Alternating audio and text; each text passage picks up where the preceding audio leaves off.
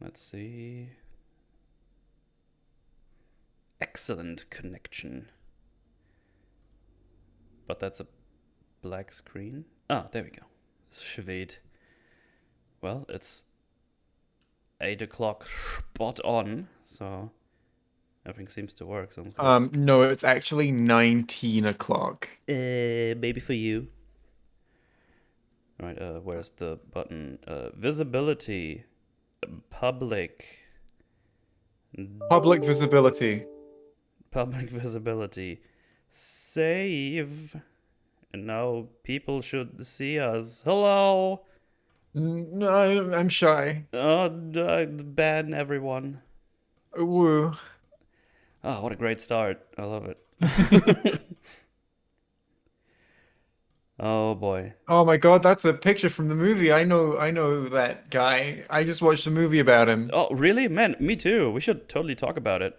Isn't he cool and edgy? He's really, really edgy. At least in Yes, his edgy. anger phase. He has a little bit. You know, we all have an emo phase in our lives. Sure. No. We, I mean, okay. Can you really tell me that you would never have done what he did? Oh, that's not what I'm saying. Okay, okay. Just making sure. Yeah, I would have done that. I'm sort of emo. I would have only done the killing, not the other silly shit. I just wouldn't be cringe about it. Yeah, it's like I have powers. I'm gonna kill everyone. That's how I roll with the things. But yeah, Give me your teeth. give me your teeth.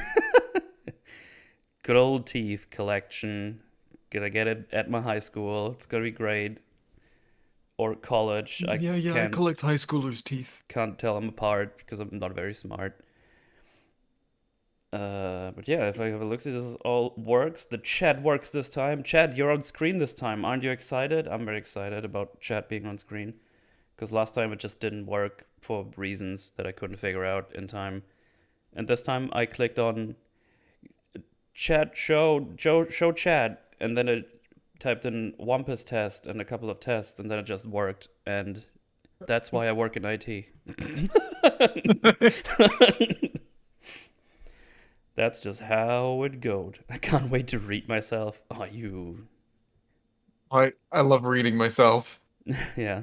So, yeah. Hello, Jab. Hello, Vagu.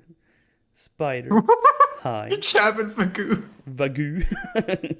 Oh, read that one. Read that last one. Warn Go. No, no, read the name. No.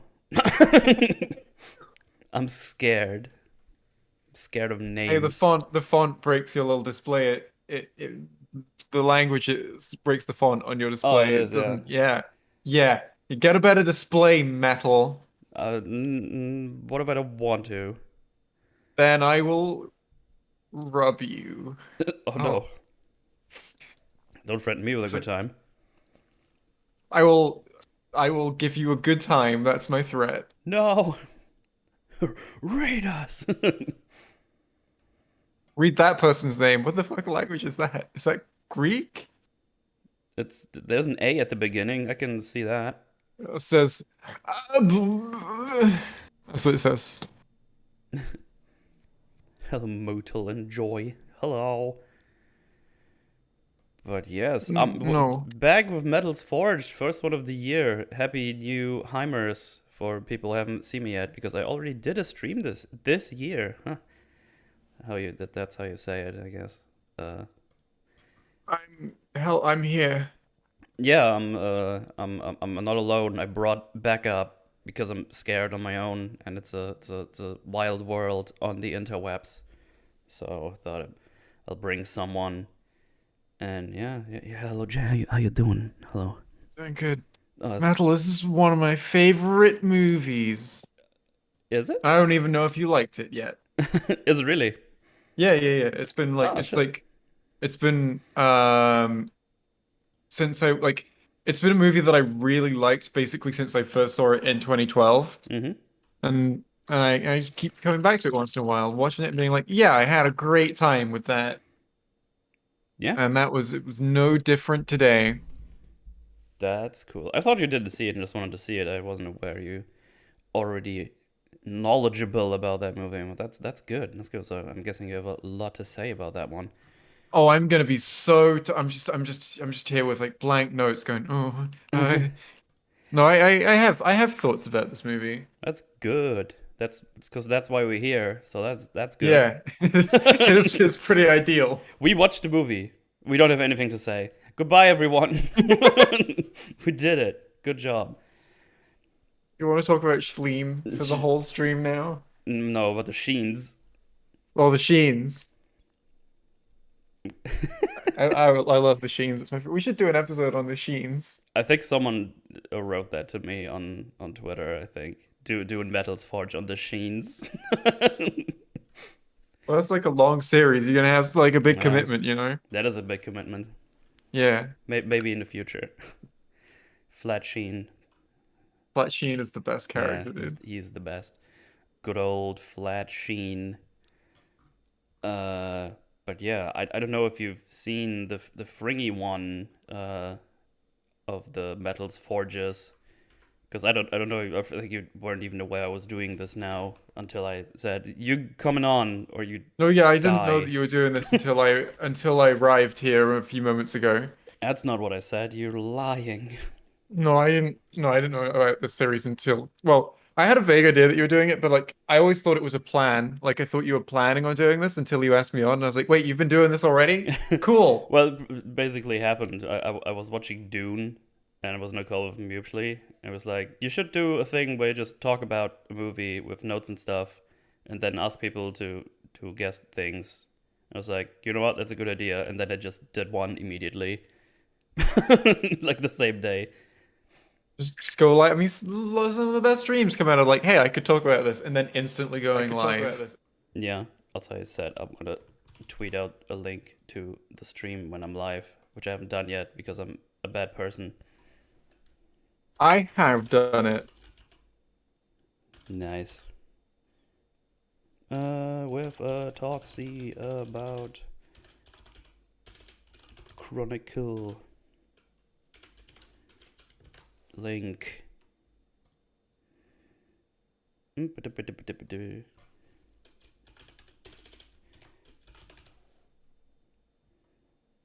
I'm doing a YouTube community post about it. Sweet. That is very poggers, as the kids say. I'm a kid. I'm 3. Nice. I am 3 children. You are three children. Damn, I am 3 children. that's a lot of people at once. How do you manage that? That sounds Um, I hard. just, you know, I don't know. I'll ask one of the other children. That makes a lot of sense. That makes a lot of sense. But yeah, what has been happening while I was gone? Well, not a lot actually, because I just took a break. Like I didn't stream, I didn't do this, I didn't do EFAP. I just had a friend over. We were playing Anno 1800 for like 42 hours in 4 days, and it was a good time. And then Hey, on that's more than 10 hours a day. yeah, it was the funny thing is the game tells you every 2 hours that you've been playing and gives you like little messages. And I think like at 10 hours the game is like, don't you have like a family to look after or something? It's really funny. But yeah, if you like city builders, Anno 1800, good fucking stuff. Imagine like you played that game after like all your family had been killed in a horrific accident, and you just want a little distraction. You've been playing for 10 hours, like, oh man, I'm not, I do not have to think about of this tragedy of my family. It's like, hey, player, don't you have a family to look out for? It's like, that would be funny, but also Yeah, yeah, sad yeah. for the person Life can involved. be cruel. Absolutely. I feel like if someone tells you that story and then you laugh, you're the asshole. That's fine. I laugh at horrible stuff sometimes, specifically if it's about myself. Yeah. I I would have laughed if I dislocated my shoulder. That would have been very funny. That would have been really funny, especially while sleeping. Oh man. But yeah, the Metal Sword is still looking a bit bare bones on the visuals. The visuals are underway. I already got a first draft, if you will, or like a layout map, how it's gonna look, and now the work on the visuals have started. So I don't know how long it's gonna take, but I'm happy to wait because I'm positive it's gonna look awesome at the end. So I'm very excited for that. Uh, yeah. Other than that, I just did a Strumble, did the F-ups yesterday, did a catch up. That was fun. I think it was a really fun catch up episode. There Yeah, it was, was a really fun catch-up was episode. a lot of funny stuff in there. Now I forgot the weird sport spelling. Spletch? Um, Was it Spletch? Splash. But yeah, that was absolutely I liked the nose gecko. some good. All right, we watched Boba. I watched both episodes of Boba yesterday, and the coverage of the Eve Mini I wasn't on. So yeah, got a lot of Boba yesterday. But yeah, that was. I Uber's my wonder. favorite show. I wonder where we're going with Boba. I just want to know Nowhere. I just want to know what's happening. What if we like watch it and then like Iron Man shows up or something? Bow, bow, bow, bow, bow. He just flies across the sky. I can't imagine this. Like, it must be like with all the crossover stuff that's happening and doing really well, it can't be too long before some kind of studio decides to try it with like a combination that just really doesn't work at all. Like Yeah. we get like the fucking Marvel versus Star Wars gets announced or something. Yeah. Well, Watch Spider-Man take on Darth Vader. it's both Disney, so it's not out of the cards. Yeah, exactly. So They own everything. So and they do whatever they want. If they see money in this, they're just like, yeah, it's thrown together. I don't give a shit. yeah, exactly. So if they think that like making big crossovers between stuff is the best way for them to make money, that's what we're getting. Yeah, Someone in chat says absolutely. Jay is crunchy. Crunchy. Yeah, that's very true. Well done. You've Well clearly eaten me done. before. How does it feel when your guest is more prepared than you, Boodle? Feels good. I have to do less work. Am I more prepared than you? I Is don't that know. what's It's probably is because that? you've watched the movie a couple of times. I only watched it the one time. Oh, I thought it was because I knew I remembered Spletch. Oh, I mean, yeah, that could be. Oh, Oh yeah, no, you remembered Spetch, didn't you? yeah. Oh, it was fuck. I forgot who remembered Spetch, and then I Sp- called him Spletch. Splash. Oh boy. Yeah. Then New Year's, I had a couple of other friends over. That's why I bought Mario Kart 8, which is a fantastic game on the Switch. And it's a lot of fun to play, especially if you get more and more drunk with every cup. So that was, and I mean racing cups, not cups of alcohol, but both I applies. get drunk with every cup of alcohol, Every single one of them. Please except hit the the like for fifth Sped. one. Please hit the like button for Spetch. Also to kick Jay. Well, here I go hitting that like button. Likey bikey. I like the stream. I think that both the guests are great. Yeah, me too. There's no host. It's a weird format, but it works. Kind of. Yeah. How does it feel to be a guest on your own channel? I don't know why I said I that, mean, but I'm a guest on every channel, so it's fine. even the channels on which you do not appear. Yeah, especially those ones. How did it feel to be a guest on Joe Rogan? Oh, that would be actually awesome. I think that would be quite a fun thing. I've never like engaged with or watched Joe Rogan. I just see people arguing about him all the time. I'm like, It's cool. always funny That's when they argue against him on Twitter, and he never looks at Twitter. I think he does like a handful of posts every month. It's mostly just a link to his Instagram, from what I've seen.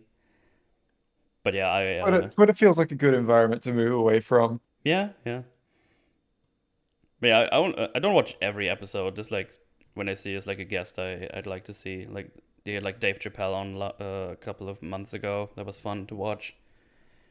Which is funny because Dave Chappelle never does any podcast stuff, even from his own friends, because they're good friends, and he never went on until like a couple of months ago for the first time. I imagine that would have been interesting. Yeah, absolutely.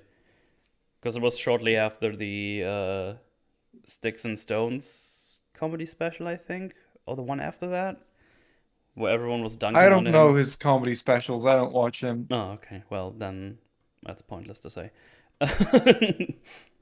But yeah, it was just interesting. Mola sounds different today. Yeah, I know, right? Hello, ladies and gentlemen. Hello, ladies and gentlemen.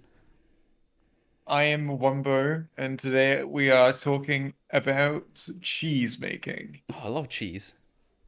And we're gonna find out how to make it. Well, let's do it.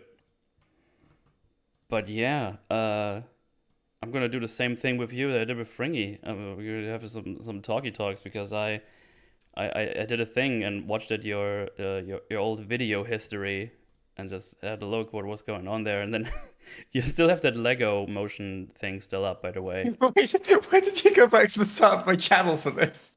I was just because I remembered you saying that, and I was like, is that still there? Because I thought you wanted to just put it Oh, it up is still there, yeah. temporarily, but it's still there, and then I realized that was from 11 years ago. Like, damn, that's a long time ago. That's my oldest. Ah, fuck! I stubbed my toe. That's your old as fuck. Oh, that's not probably Ow! not legal. Oh no! But yeah, stop motion Lego. How did that one happen? It just Well, fuck I don't know. I around. think as a kid, I found some like stop motion Lego videos on YouTube, and I had Lego and I had a camera. I was like, I don't want to do that. Yeah, I think you did like a handful of videos and then stopped. Well, that is true. I think I spent like one like of my summer holidays from school just making loads of these Lego videos. Um, most of them are unlisted now, but like I've got currently six of my. I just think I sometimes I go back and I just choose random like ones of my really old videos to relist and unlist. Hmm. Um, and so whenever people go back and look at my oldest videos, they always get a different random selection of this random shit I put out. It's like, what is this? 11 years ago? Lego?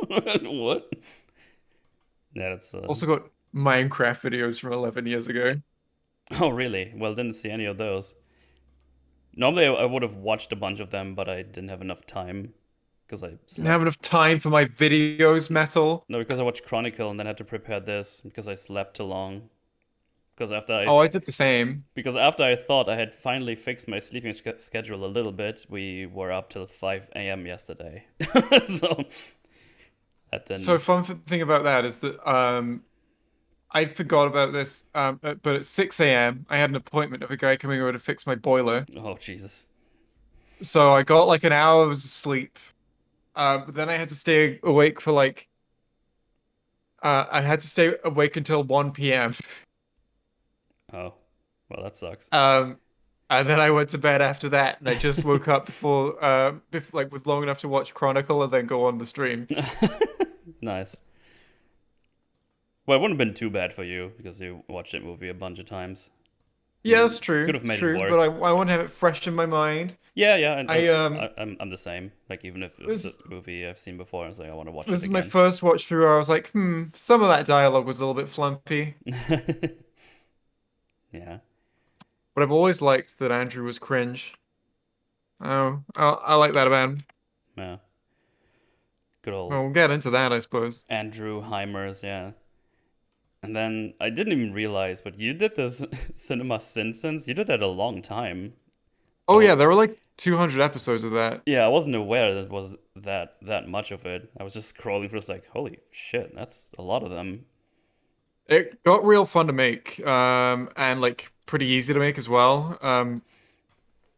It was just like a fun thing that I could Mm, do at the start of my little because it was like I didn't have to have like an idea to make one. I just had to like sit down and be like, I guess we'll do this movie today. Watch the movie, watch the CinemaSins video, take hmm notes about why they're wrong, and then try to make it funny in a way to present it. It's like a really easy like video like making cycle you could Yeah, just that's what I do. yeah, that's what I thought. It's probably just good for growth really because you probably automatically talk about a lot about current stuff. Yeah. Oh, as well, it was one thing it was really good for was just practicing my skills. Because it was like, a new episode every week. And while there was a strict format, I could mess with that format as much as I wanted to Mm. and try new stuff. Eventually that like naturally evolved into just making response videos, and eventually that evolved into just making videos that were not even response videos. Yeah. Yeah. There was like a bunch of other videos in there as well, I think. Just random things you caught and then did like everything wrong with video of this movie review or whatever. Okay, yeah, occasionally I would just do random stuff. Yeah, I think there was one for was it Avengers or no, not Endgame, that's too current. There was one from someone else. I didn't know who it was, but I think that one was like very Oh, well. like one of my cover channel that isn't CinemaSins, but someone who like rips them off. Yeah, that could be. That could be. Because I As did a load of those. 'Cause there were so many like CinemaSins clone channels. Oh yeah, I'm guessing a lot of people hopped onto that train because it was very popular. I mean, I watched Yeah, cinema since back in the day. everyone did, and like no Yeah. one now when you ask, no one's really sure why. It's like, what did you get out of that? I don't know. Oh, I just stopped at some point. I just got bored of the format, and I was like, "This, I don't care." Yeah, it's I like just, when you were watching CinemaSins, though, it's like, what did you feel that you were getting out of that experience? yeah, I just found it a little entertaining. It's just one of those videos I watched every week. It's like, oh, CinemaSins. Yeah, yeah, yeah. Okay, I'm It done. was just sort of like I Moving got into on. the habit of watching it and never really questions like Yeah, there's no insight in here. It's not, I'm not laughing. I don't know, why am I doing this? yeah, yeah. Because back in the day, I mean, I started with the whole talking about movies or even looking critically at movies when I met Mahler, really. Because I was in the crowd like, oh, I'm gonna go watch a movie now. Okay, I watched the movie. Let's do something else. Yeah. That's what I did. How was it for you? Did you always care about like the writing in movies Um, and characters, or Honestly, no, was it it was like like a I also it was wanted to like a light switch, I guess, at some point. I wanted to do like I cared more about like the idea of just making something on YouTube and like Mm-hmm. having because like first what I wanted was just like to do some kind of I wanted a format that I could make into like a variety show that I could just like mess with and just like have fun Yeah. and make videos that I thought were entertaining more than anything else. And I thought, and I was playing with loads of formats for a while, and then like doing CinemaSins to CinemaSins is just the one I landed on. And basically, by doing that, I developed my interest in writing and films. Oh, okay. Like I didn't really care about them before before that. Yeah, it was the same for me because I mean, I obviously just started talking with Mahler at some point because I've known him for like 7, 8 years now. I think, man, it's a long time Ew. already. Yeah, I think I was still in school. Was it school or was it just work school? I think it was. I was already in my apprenticeship at that point. I don't know. I forgot when I first started streaming, like very lightly. Like my first ever stream that I did was a speed run because I was super into speed run. Speedrunning what? It was Zelda Ocarina, not Ocarina of Time. A Link to the Past, and they did like the whole AGDQ. They did like an event after one.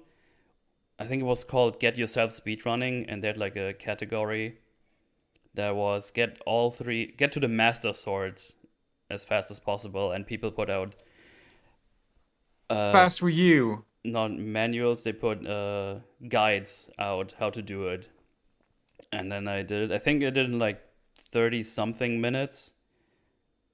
I I don't even don't know if that's good. I don't remember either. But that was like my first stream. I just had a friendo that I put mod on just in case some bots are around. Oh, I Uh, still don't have mods. uh, but yeah, I don't even remember when I next streamed because I think at some point I just found that one streamer, Mauler, and I both watched and modded for at some point. And then at some point I just decided I wanted to stream. And because I only watched English content, I just started streaming in English immediately. That's convenient. Yeah. Which is fun because that's how how I developed like my active vocabulary because I always had the passive one. I knew the words, but I never needed to use them. That makes sense. Yeah, I it's was fun. like that with German for a while, and then I Mm. lost the passive vocabulary. Yeah, but yeah, it was fun. Definitely a good way to learn a foreign language if you already know the words. Really, just use it on stream and talk to people. And now I Way to talk learn a foreign language. Step one, know the know words. the words. Yeah, because I had a really good teacher back in school, and I was always good in English. I had some real cool teachers. I had some other teachers as well. Yeah, I had more than one as well. My uh, one teacher I kept getting like over and over again, at different ages, and he was a very cool teacher. no, He taught me a lot of German. I'm sorry. How dare you? Metal, it was you. Oh, damn it. But yeah, obviously we're both here together because of this whole silly EFAP stuff. Uh, so I Yeah. wasn't really on EFAP at that point. Like I came on regularly much later. I think only at past episode 50. I didn't So realize that. I just remember you being around like for a long time. I mean, I was just always hanging out with Mauler one way or Yeah. another. I just wasn't on EFAP in the beginning because I didn't think I was interested to do it. I don't know if I had anything to add, but then it just developed that way, and now I'm on all the time. Yeah, save some room for the rest of us, Metal. No, Oh, okay. last time that happened, Fringy became host and not me. No, joking. But Kill yeah, him. but yeah, remind me. So you came to EFAP because of the Black Panther movie video? I legit forgot. I just know that Black Panther happened, and then Yeah. everyone wanted Rhino milk. That's my memory Yeah, of it. that's I made a video response to Mauler and Mauler covered it on EFAP and that's how we met. Oh, well, that was easy. Yeah, yeah, yeah. I was the first video res I made the first video response he received, I think. Oh, okay, that's cool. It wasn't very good. Oh, that's not so cool. uh, yeah, and now we're here. Years later, we're here 3 years later. on my show. Yeah, how's that feel? It feels great. I Cool. like this show. It's fun. I didn't expect you to go back and watch my first videos, and you did. And now that's what we're talking about, and that's cool. Yeah, the whole idea is just because there's hopefully in future people that don't know everyone I talk to already, because I do want to grow the channel. That's the idea with this whole thing, obviously. Because I'm obviously going to take a long time to do like scripted videos with having like a day job and everything. It's just hard to do it Just quicker. quit your job, idiot. Well, this is not my job yet. Just quit. Just leave. Be like, no. But I need to eat and live somewhere, and they want money for Why? that. I Why? because otherwise I can't make videos. Oh, I suppose that's fair. I know, right? I mean, it's not fair. It's bullshit. It's bullshit. No, it's bullshit. But I understand your motivation. Yeah. But yeah, that's about it. Uh Yeah. I guess we can talk about the movie now. Why? I don't know. We can just not. Let's just play Halo. I'm already playing Minecraft. Fine. Well, just like little passive building in the background. I find it really it makes me flow during these conversations. It makes me flow. Yeah, that's fine. Makes Uh, the juices run. let's see what Chad has to say before we get into the movie. Everything is about you, Jay. Most things are, but not this. Plot, character, and theme are the three fundamental pillars of Lego brick films. I knew it. Fair. I haven't seen Chronicle in a while, but I remember liking it. Good, good. If we get 50 likes, Jay will be kicked. Do your part. Let's see how many likes it got. Where's Metal from, by the way? I am from Germany. Ew. Yeah. Sorry about that. Metal I is don't know if you know German, this, but it's but actually pronounced Germany. instead German is an X instead of the A. I Why realized. ex-German, former German? No, Germ XN. Oh. Oh, so like if you're German, but you're gender neutral. Because German's a very All gendered of them. term. All of them. I realized how terrible the channel really is. Oh yeah, I think that happens to a bunch of people. I mean, I realized when we covered it on EFAB at some point, I was like, oh man, this is actually really bad. Grüße gehen raus an den deutschen Brudi. Ah, hallo. This is a weird episode of Joe Rogan. Yeah. Hello, I am Joe Rogan. Oh, hey, what's up? I am the same size as Ethan Klein. That's all I know. That's all I can reference. So funny to see, but if he likes it and his audience likes it, go ahead. I have Joe no Rogan is opinion. not gonna give a shit. I have like no opinion on that drama, but like just from what I saw, I like saw the tweet and I was like, that's obviously a joke, right? Like he's obviously just doing a little joke about like body types or something. I don't know. That's just a shit post. It's a meme. But then he posts like a couple of other like tweets that seemed way more genuine. I'm like, is the Mm. first one? Did he mean that? Did he mean okay? Yeah, it's weird. It's he does that a lot. I don't know. It's always shouting in the void. Well, not really. This time is shouting at the void, but normally it's like a back and forth. I think he had like something going on with uh oh, shit, the fucking name is just gone. The drama alert guy. How am I missing the name right now?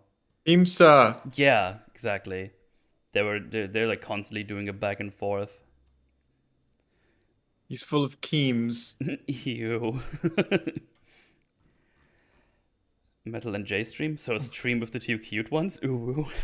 Ooh. Ooh. Oh Can no, you I'm gonna talk? Keem. Can you talk about Among Us? I can, but I won't. I can. I'm capable of that. Damn, I'm from Germany too. Small world, I guess. I guess. Is the I Q&A mean, already done? Only arrived now. Well, you're half an hour late, so that's your fault. Got him. I want to see Joe Rogan fight Ethan. That wouldn't take very long. Joe is Joe Rogan Rogan like is. a fighter of some kind? Oh yeah, he was in the UFC for a long time. Oh, Yeah, he's a trained fighter. I think he might obliterate Ethan. And he does mostly commentary now if he's still involved. I don't know if he still does it, but yeah. I love this movie. We're talking about this movie, right? No, I just like this background and I put it in the title for fun. Yeah, yeah, yeah. I'm sorry, I couldn't help myself. We're Yeah, actually here to talk about Lego brick we films. yeah, Jay made that one in 2012 with Legos. Oh, imagine that just a full recreation of Chronicle and Lego. That'd be fun. That's not answering my question, you flat sheen. Hey, flat sheen is not an insult, okay? Now, Flat Sheen is a compliment. You've just been Yeah, given a compliment of the highest order, Metal. How do you feel? I'm feeling pretty good about it. Feeling pretty good. Yeah, But I yeah, would feel good about that. we basically just finished it. I was just checking chat, and we're gonna move on to the movie now. But Yeah. yeah, I was waiting for one of the Tisms to talk about this movie. Honestly, it's great. Director controversy notwithstanding. I don't even know about the director controversy, but maybe we can Oh, get it's into that. it's real fun. I, No. I only know that he never wanted a sequel, I think. Or the writer didn't. That's I don't that's know. not the controversy. Yeah, I would have been surprised if that would have been a controversy. Really. But yeah, I guess I'll just quickly go through the plot beats because the plot itself is like not super complicated. We Yeah. have It's more about character work, really, this one. yeah, that's true. That's true. We just get a really basic vehicle to go along, which I liked. It's pretty good. Maybe like up front, I really enjoyed this movie. I think it's pretty neat. Yay. I think it's pretty good. People, yay. Yeah, Uh, this is one of my old favorite movies. I like coming back to this one a lot. Just rewatch it if I need like something that I know I'll like to just put on. yeah, I can see that. It's very easily digestible, and it's not a 2.5 hour long movie. I'm always so relieved when I see a movie and it's 1.5 hours long. I was like, oh man, I don't need to spend like 17 hours putting notes down for that. Just in general, I just Next time I'll find you a 6 hour movie, Mel. It's okay. I don't want to watch the Snyder cut again, please. Oh, the Snyder cut of the Snyder cut. That's what I'm showing you. God damn. But yeah, basically we start with Andrew. That's our, I guess, our main protagonist or our point of view of the movie for most of the time. Yeah. You can probably So yeah. go ahead if you wanna. If Well, you it's wanna. found footage. So and he's the Yeah, first character who starts filming stuff. So it's mostly from his perspective. yeah, and we Certainly at the start. yeah, because we see him starting filming and immediately see there's like a shitty home, I guess, or a shitty dad, more likely. I think his home is all right, but his dad is like abusive and drunk, and he's like Yeah. knocking at the door. It's like, open up, and then he basically says, "I'm gonna start filming everything from now." And it's like it's immediately clear why he's sort of like what's influenced him to make that decision. Where you've got he essentially he seems to want like proof almost. Yeah, That's the immediate impression that you get is like um is it almost filming stuff is almost a safety net for him so that his dad can't like beat the shit out of him, I guess it seems to be because yeah. it's on camera. Yeah, that's. I think that was the idea. That's what I got. It's like, oh, okay, I know what's happening. That's fine. Because I was wondering if it's just like actually just found footage and we just see at the end someone who's watching it.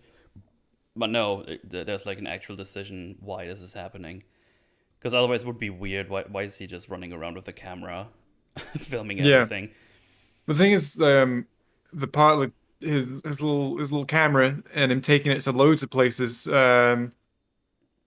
the fact that this movie is found footage and who is filming and when, for the most part, actually contributes to like the characterization of the characters. It's like, oh, Hmm. he's chosen to take his camera out here. That's interesting. You've Yeah, learned about him because of that. exactly. Yeah, and from So a couple of moments where that slips though. yeah, yeah. But yeah, he takes his. Initially, he has like a really big camera. Actually, like it's like a one he has to put on his shoulder. I think even it's like a really big one in the beginning. Yeah, But yeah, he takes it with him. He gets picked up by his cousin, if I remember it. It was the cousin, right? Matt yeah. was the cousin. His cousin Matt. Matt, just driving up to school, and he's like, "Should I ask about the camera?" It's like, "Oh, I'm just decided to start filming stuff." It's like, "All right then." You can tell like Matt's like, "That's kind of weird, but you are kind of weird, so that's fine with me." Yeah, that's his. Yeah, Because Andrew is like the weird shy kid. And yeah, we get immediately just like the classic. He gets bullied at school. It's like, oh, look, it's Andrew. Blah, blah, blah. It's always like this cliched bullying. It's like, oh, do you want your camera back? Like that kind of stuff. yeah. Uh, I think it's well executed in this though. yeah, it's not too Like, over the top. It's not like he just gets beat the fuck up and nobody gives a shit. It's just literally just like, oh, I'm gonna take away your stuff, but he gets it back immediately. So yeah. My, that's my favorite line is just like it's dumb. It's like I don't think it's a bad line. It's just funny to me. It's like one of the bullies says, "What? His piece of shit camera looks like it's from 2004." I'm like, dude, what a weird line to bully someone with. Like, yeah, yeah. well, yeah, you're so weird that you have a camera that's old. Like that's the weird part that it's old, not that he's a camera at all. Yeah, well, yeah, that's what they bring up. It's I don't. It's not like I don't believe the dialogue. It's just funny. Yeah, yeah. Because there's a lot of dialogue in this film where and I don't know if this was the intention, Hmm. but I get the impression that it's supposed to be sort of naturalistic rather than stylized for the idea of a story. It's the kind of stuff that people would say rather than stuff that's been like rehearsed and refined Hmm. at least most of the time. It's like you got fucking Steve later on going, "Ignore us. We're just Mormons." Oh Mom. no, that's Matt who says that. Yeah, yeah, And it's like that's not a funny joke. They could have written a funny joke in there, but like no, this is way more than like what someone would actually say, I feel. Oh yeah, I totally believe that because there was just like teenagers fucking around. It was like, Yeah, we're Mormons, haha. It's like, okay. I would totally have said that as a teenager. Oh, absolutely. I said so much dumb shit as a teenager. Like, no worries. I I'd still probably still say say a that lot of. now. Yeah, I was about to say I still say a lot of dumb shit. Very well documented on my streams. We had an entire stream yesterday of just like, yeah, flamp. Flamp. But yeah, we just follow him around a bit, see his school. He's just filming stuff, having food by himself. Yeah. And then they just drive back, and Matt is just Oh, asking, go ahead. there's already interesting stuff for Matt, by the way. I don't know if it's because I didn't like notice this on my first viewing. Is that Matt is only nice to Andrew when they're alone, and as soon as they're together, he like tries to distance them. As soon as there are other people around from his school, he tries to distance himself from Andrew. Yeah, I think it's more clear during the party they go on It next. is. Yeah. It gets really obvious in the party, but like he's doing it right from the start. He waits in the car for no obvious reason, just because he didn't want to be seen getting out of the car with Andrew. Mm-hmm. Mm-hmm. Kind of like all the characters in this movie, kind of not great people. But that's the thing, they're like 17. They're kids, they don't have like a fully developed moral compass, I feel like. Yeah, yeah. Um, if I found out that like someone who I like really trusted now like did this kind of shit in high school, I'd be like, yeah, that's the kind of shit that people do when they're 17, I guess. People are still learning to be like nice adults. Yeah, yeah. Uh, but yeah, Matt's like, oh, you're going to the party. And it's like, I don't know. I just don't like parties, I guess. And it's like, you should just come to a party. I don't know when you were last outside. Also, please don't bring the camera, you fucking weirdo. Basically. He brings the And he camera. obviously brings the camera. Yeah, he just films the party a little bit. Films random stuff. At some point, he starts filming like a girl dancing, and then her boyfriend comes up. Oh, are you filming my girlfriend? Is like, no, I'm just filming in general. And then he gets like a drink spilled on him and spat on, I think even. Yeah. And then Yeah, he gets a drink poured on him, and then he goes outside, and he's actually really upset by it. yeah, I think he's like almost crying outside, just looking out for his camera. Obviously Matt Um, nowhere to be seen because he immediately leaves to, I don't know, meet up with Steve, I guess, or with other friends of him.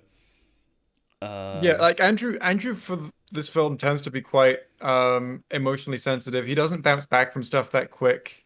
yeah, yeah, Um, he like whenever something bad happens to him, like he takes it like to heart. yeah. It takes it very badly, very badly. But yeah, he's outside just collecting himself, and then we see Steve for the first time, which I'm guessing at this point is just a friend of Matt. Um, Yeah, because they've been it's hanging out in the like woods together, getting high on the drugs. On the that's the That's the implication. implication. They don't say it, but I think he just goes, "Oh man, I'm so hot." It's just, huh, and then it Which is cuts. I don't remember him saying that. I think so. It's like really subtle. It doesn't really matter overall because that's like the Well, implication. It's yeah, like, it's just oh, sort we of like went why were these like teenagers out in the woods when there was a party exactly. going on? It's like Yeah, there are lots of reasons that kind of stuff could happen. yeah. Uh, But yeah, Steve comes up. It's like, "Oh, did you bring your camera? We found this thing. You need to see it." It's like, oh, no, I don't really want to. So Andrew is still hesitant to even do something. It's like, oh, come on, don't be like that. Come over here. And they get him. Oh, he gets him to come over into the woods with him. And they found like a big hole there's no other way to put yeah, they that. found a big hole, a really deep big hole. It's like you're wondering like a lot of movies do the trope of like the character doesn't say what they want the other character to come and see, Hmm. and it's just like to keep suspense for the audience, and there's no reason that they would actually not tell them. And this, it's like, yeah, there's a very good reason that Steve didn't go. Come on, Andrew, we want you to come see it. It's a hole. We found a hole. You need to see. It's like, I've seen holes before. I'm But good. come on, it's a really weird hole, Andrew. So yeah, he starts filming the hole, and Andrew is like, "Yeah, it's a deep hole." It's like, "Yeah, but listen to the noise," and there's like a weird noise coming out of it. Yeah, so it's like there was a reason they're excited by this hole. It's like first of all, it does look weird. Yeah. It's like someone just poked a cave into the ground. Like it's not a place a cave would be, and it's like a very straight cave that goes like straight into the earth. Hmm. But at an angle so they can climb down it when they choose to.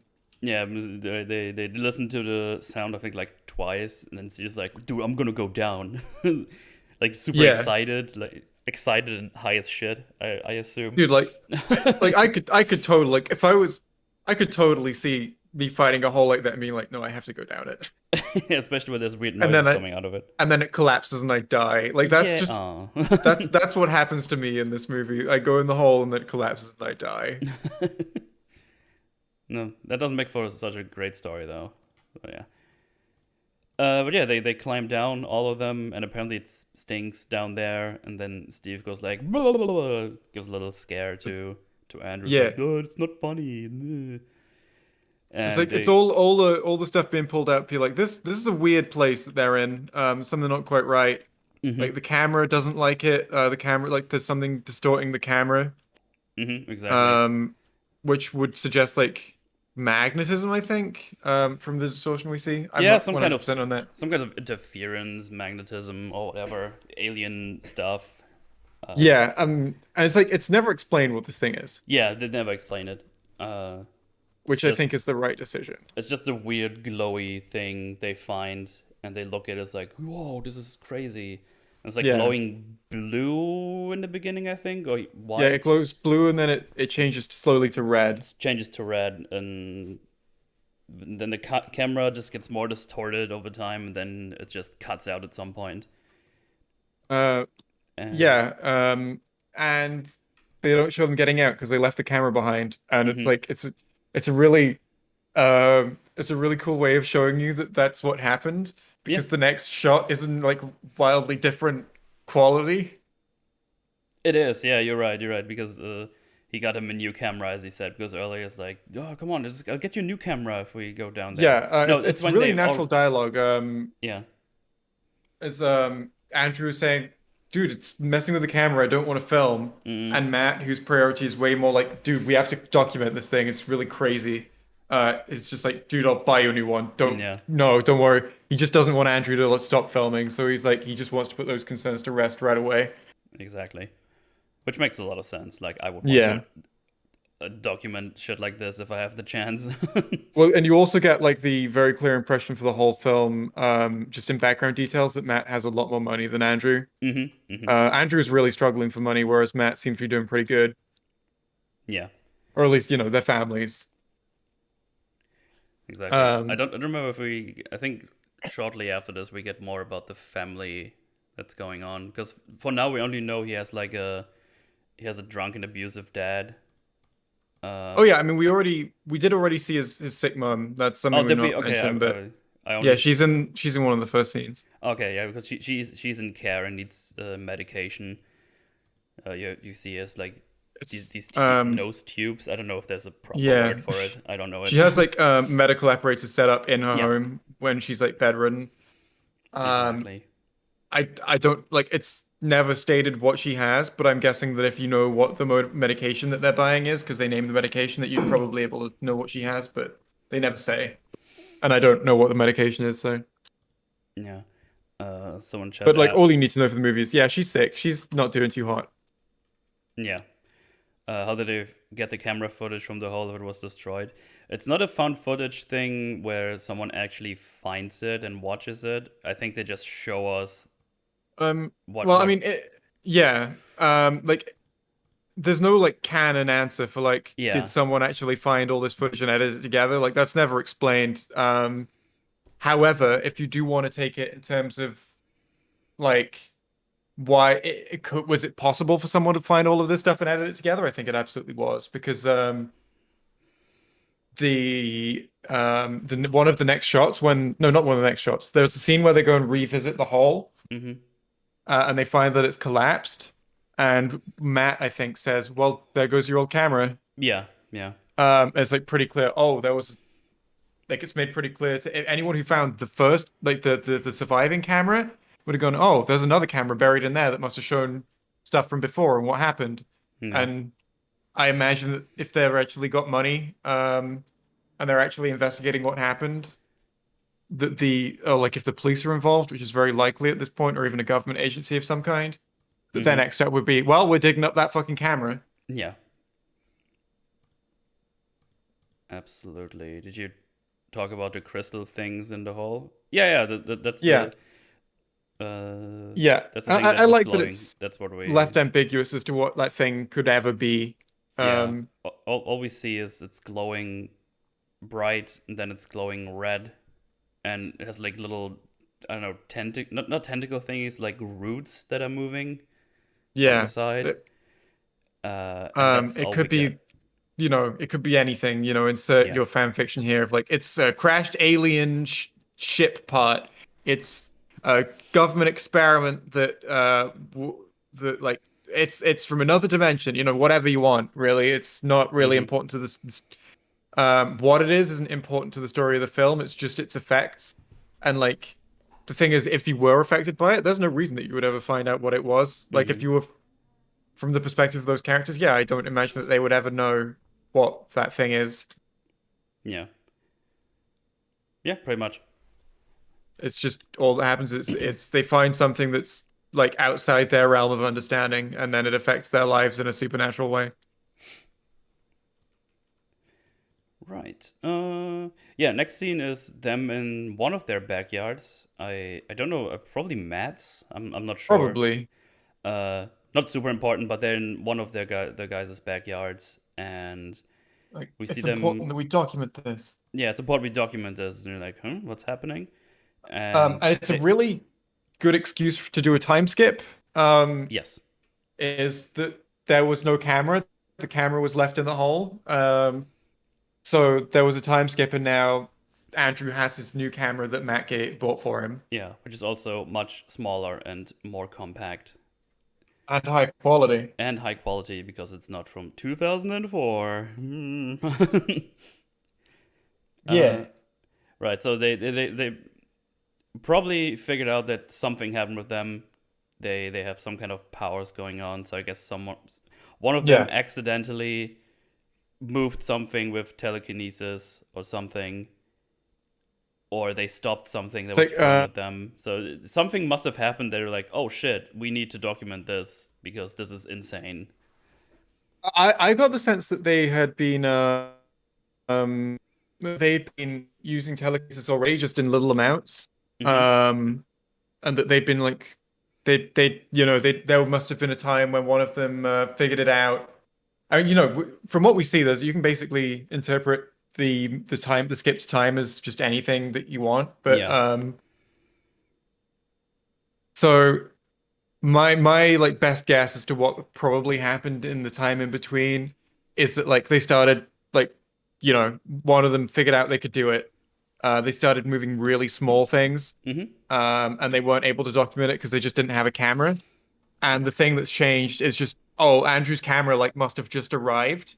So he's like, hey guys, I want to actually document this now. But they'd actually probably been, as far as I think they've probably been using telekinesis for a while at that stage. Yeah. Because Yeah. I agree. I agree. they're not going like, holy shit, what the fuck?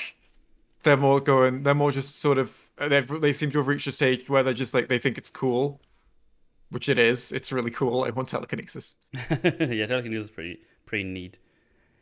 Uh, but yeah, I think like the next 20 to 30-ish minutes is basically them figuring out their newfound powers and Yeah. experimenting with it. We So get a lot of character in that time as well. yeah, absolutely. There's a lot of bonding during this, like especially for Andrew. This is very exciting because he never had like friends before he was hanging out with, and now they all three they just hang out basically every day. Hey, I want to go refill my water. Give me like 20 Oh seconds. yeah, no worries, no worries.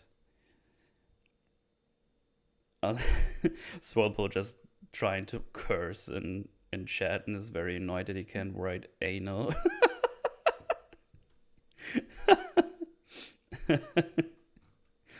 That's Whirlpool for you. That's just how it works.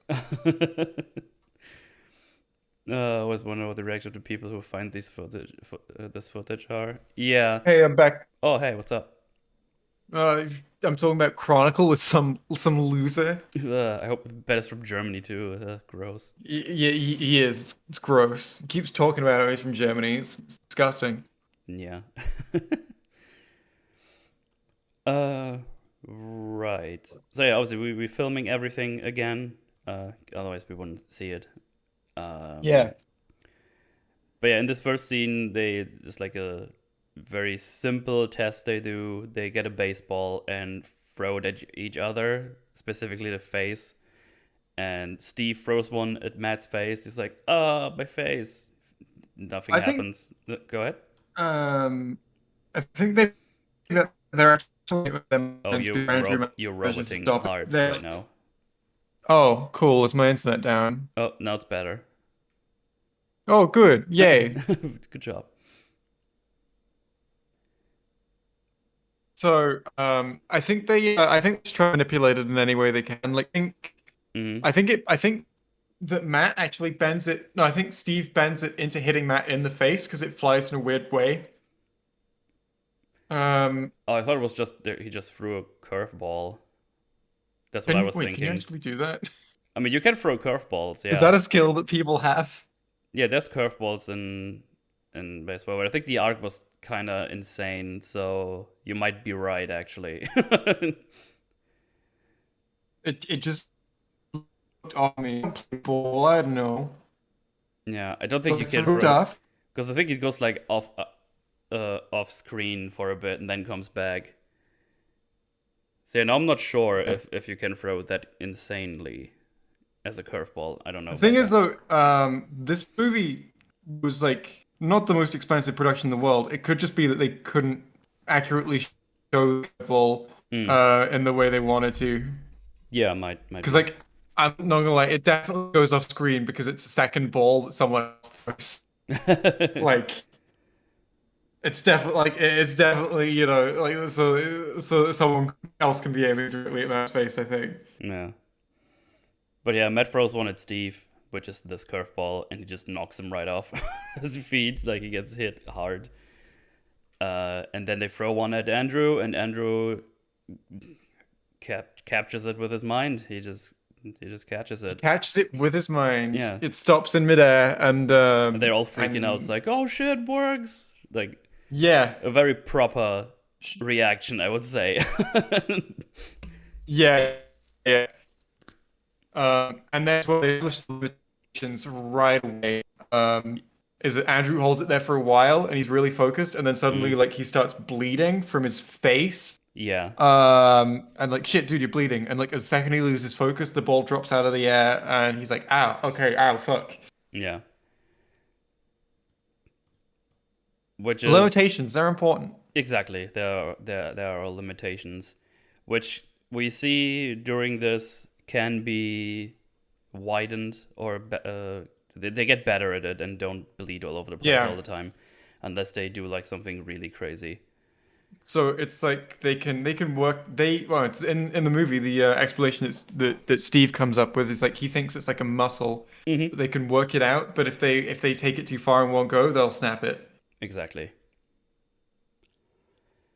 Exactly. Yeah, there's a lot of character stuff happening now. Like they talk to each other. Steve says that his family has problems too because they're almost divorced. He thinks his mom is cheating on his dad, but nowhere near as bad like for Andrew, where he just gets Yeah, shoved and Andrew just beaten gets by. punched in the face sometimes. Yeah, his dad is like a real piece of shit. It's like actually, I think We get the scene where he's talking to Steve about how he's talking about how like his family used to be well he doesn't say his family used to be cool. You just get the sense of like Andrew says that his dad was a firefighter, Mm-hmm. and he was injured on the job, and now he just sits around collecting insurance. Yeah, Um, and he drinks a and you lot. really get this, yeah, you really get the sense that like he used to have like a great family life, but it like it all went to shit in recent years. Yeah, I don't know if it's the same scene or later on. I think it might be later on when they're on the roof. Yeah, it's later when they're on the roof where Andrew says, "Yeah, I went to a Space Needle once with my dad. It wasn't actually it was a really nice day." It's like, "Aw, I Yeah. guess they did have like a proper bond at some point." But yeah, Um, his dad this went the deep end. He's like gone. He's like drunk all the time. He's like yeah, really I mean abusive. his dad seems to have basically lost sort of hope in life and is taking it out on everyone around him. Yeah, specifically He's just a Andrew. very angry man. Yeah, because later on he blames Andrew for the mum's death as well He blames, yeah, while he's in the hospital as well. But we'll get to that because this is like the basically the tipping point for Andrew. get Uh, in the scene where where Andrew was talking to Steve about his family, we do get the first piece of dialogue where I'm like, hmm. So this is just like I feel like this is what the characters mean, not what they should have said. Like okay. this is what this dialogue is just sort of like it's the screenwriters putting on the page exactly what they want the audience to take away instead of what the characters would say. Yeah. Which Steve one look are you thinking? Oh, good, good, go ahead. Steve goes to Steve looks at Andrew and says, "Hey, you know that camera? You keep pointing at people. Don't you feel like it puts a barrier between you and everyone else?" And Yeah, Andrew says, "Maybe I want a maybe. barrier." Yeah, you're right. And you're like, That was an "Yeah, awkward one. it's on the nose. What you want is something just you want something that means that but isn't like explicit about it. Sort of like Steve, because you know Steve, Andrew sort of like I think he withdraws himself from like social stuff almost so just he doesn't get hurt by it. That Mm, seems to be my impression of him because he doesn't have much interest in like going and talking to people and making friends and stuff. But as soon as people show an interest in him, he seems to really like it. The sense I get is that he knows he's like awkward, and he's just sort of resigned to a life of uh, not wanting to try to make friends because people will just be mean to him. yeah. Um, I forgot what point I was making with that now. Oh It yeah, was yeah, but the weird. Steve, Yeah. Steve is more sort of Steve doesn't even understand like that other people are different socially, I guess. Yeah, because you see, Steve seems to. he's really Mm? popular in school as well. Like Yeah. Steve he's like like doesn't super understand why super. Andrew was outside on his own outside the party. He's just like, "Hey man, what are you doing out here? There's loads of girls in there. What are you up to? Why?" And he's not like a dick about it or anything, but he genuinely doesn't seem to understand why anyone might not want to be in the party. Yeah, yeah. Because he's And you super get yeah. sociable and is pretty much liked by everyone, as we see later when he does like the talent show. Because everyone's like, "Yeah, Steve, woo!" Yeah, and he's like I mean he has his flaws, but he seems to be like a guy with a good heart. Mm-hmm. Um he's creepy around women. That's the main thing. It's like he's not great for that.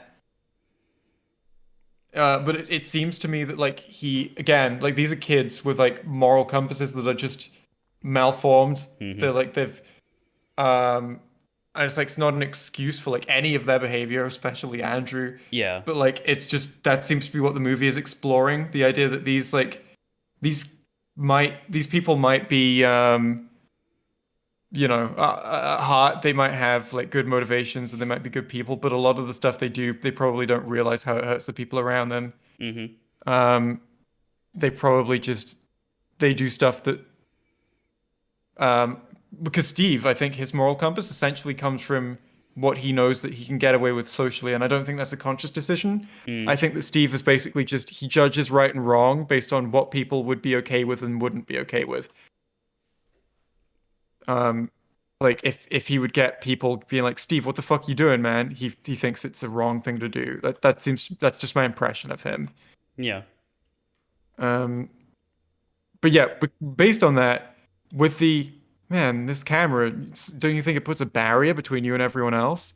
You should be saying something like, "Hey man, if you know you put away the camera, people would probably it kind of scares people away. People would probably want to talk to you more if you put away the camera." And you're probably getting something from Andrew like, yeah, maybe like Yeah, I'm good. Maybe I don't want Mm, like loads of attention. It's yeah, just it's an that seems to be a pathway to the thing that they want us to learn about the characters. yeah. This one stands out for sure. It's like, oh, this is like a barrier. It's like, it is. Thank you, So most of the movie. dialogue in this film is really good. Yeah, this one sticks out like a sore thumb. It's like, Yeah, I've never watched this film like with this like with the critical eye before, but I also it's been a couple of years since I've seen it last, yeah. and in this watch through, I just got to that moment and was like, oh, Oh, ooh, ooh, okay, no, thank you. yeah, I know the That was feeling. that needs a redraft. Yeah, for sure. Uh, But it's a great film. Like that's one bad line of dialogue. yeah. I think there's another one bad line of dialogue later, but I can't remember which one. We'll probably figure it out. Well, I looked in my notes and I haven't written it down. Ah, you fool. Yeah, that's me. Absolutely. Yeah. Wait, where? Oh, right. Yeah, they experiment with stuff. We see them in like a restaurant, and it's like a mix of them experimenting with different stuff they read up online. It's like, oh, what if we can do this and try this out?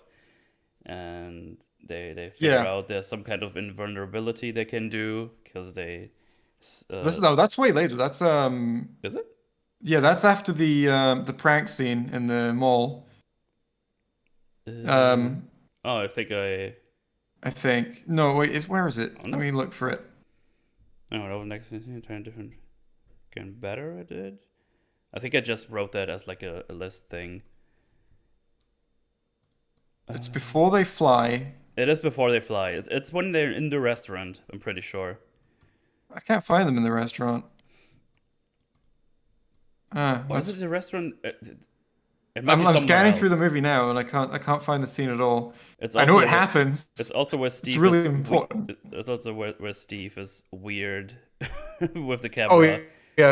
yeah. So Steve is like, it's one of the few scenes where Steve is holding the camera, and it's like instead of like pointing it to at anyone else there and any of the stuff he's actually meant to be filming, he's just like pointing it at a girl's ass from Yeah. across the room. Yeah. It's like it's funny, but it's also like great characterization. Is like, yeah, Steve, maybe don't do that. Yeah, you weirdo. Well, uh, it's the kind of thing that like guys thought was just like chill in high school. Certainly, with my yeah. experience, is like, yeah, I know loads of guys who would do that kind of thing, and most of them have either most of them have either mellowed out or cemented themselves as pieces of shit. Like those are the only Yeah. two like, options. Yeah, pretty much.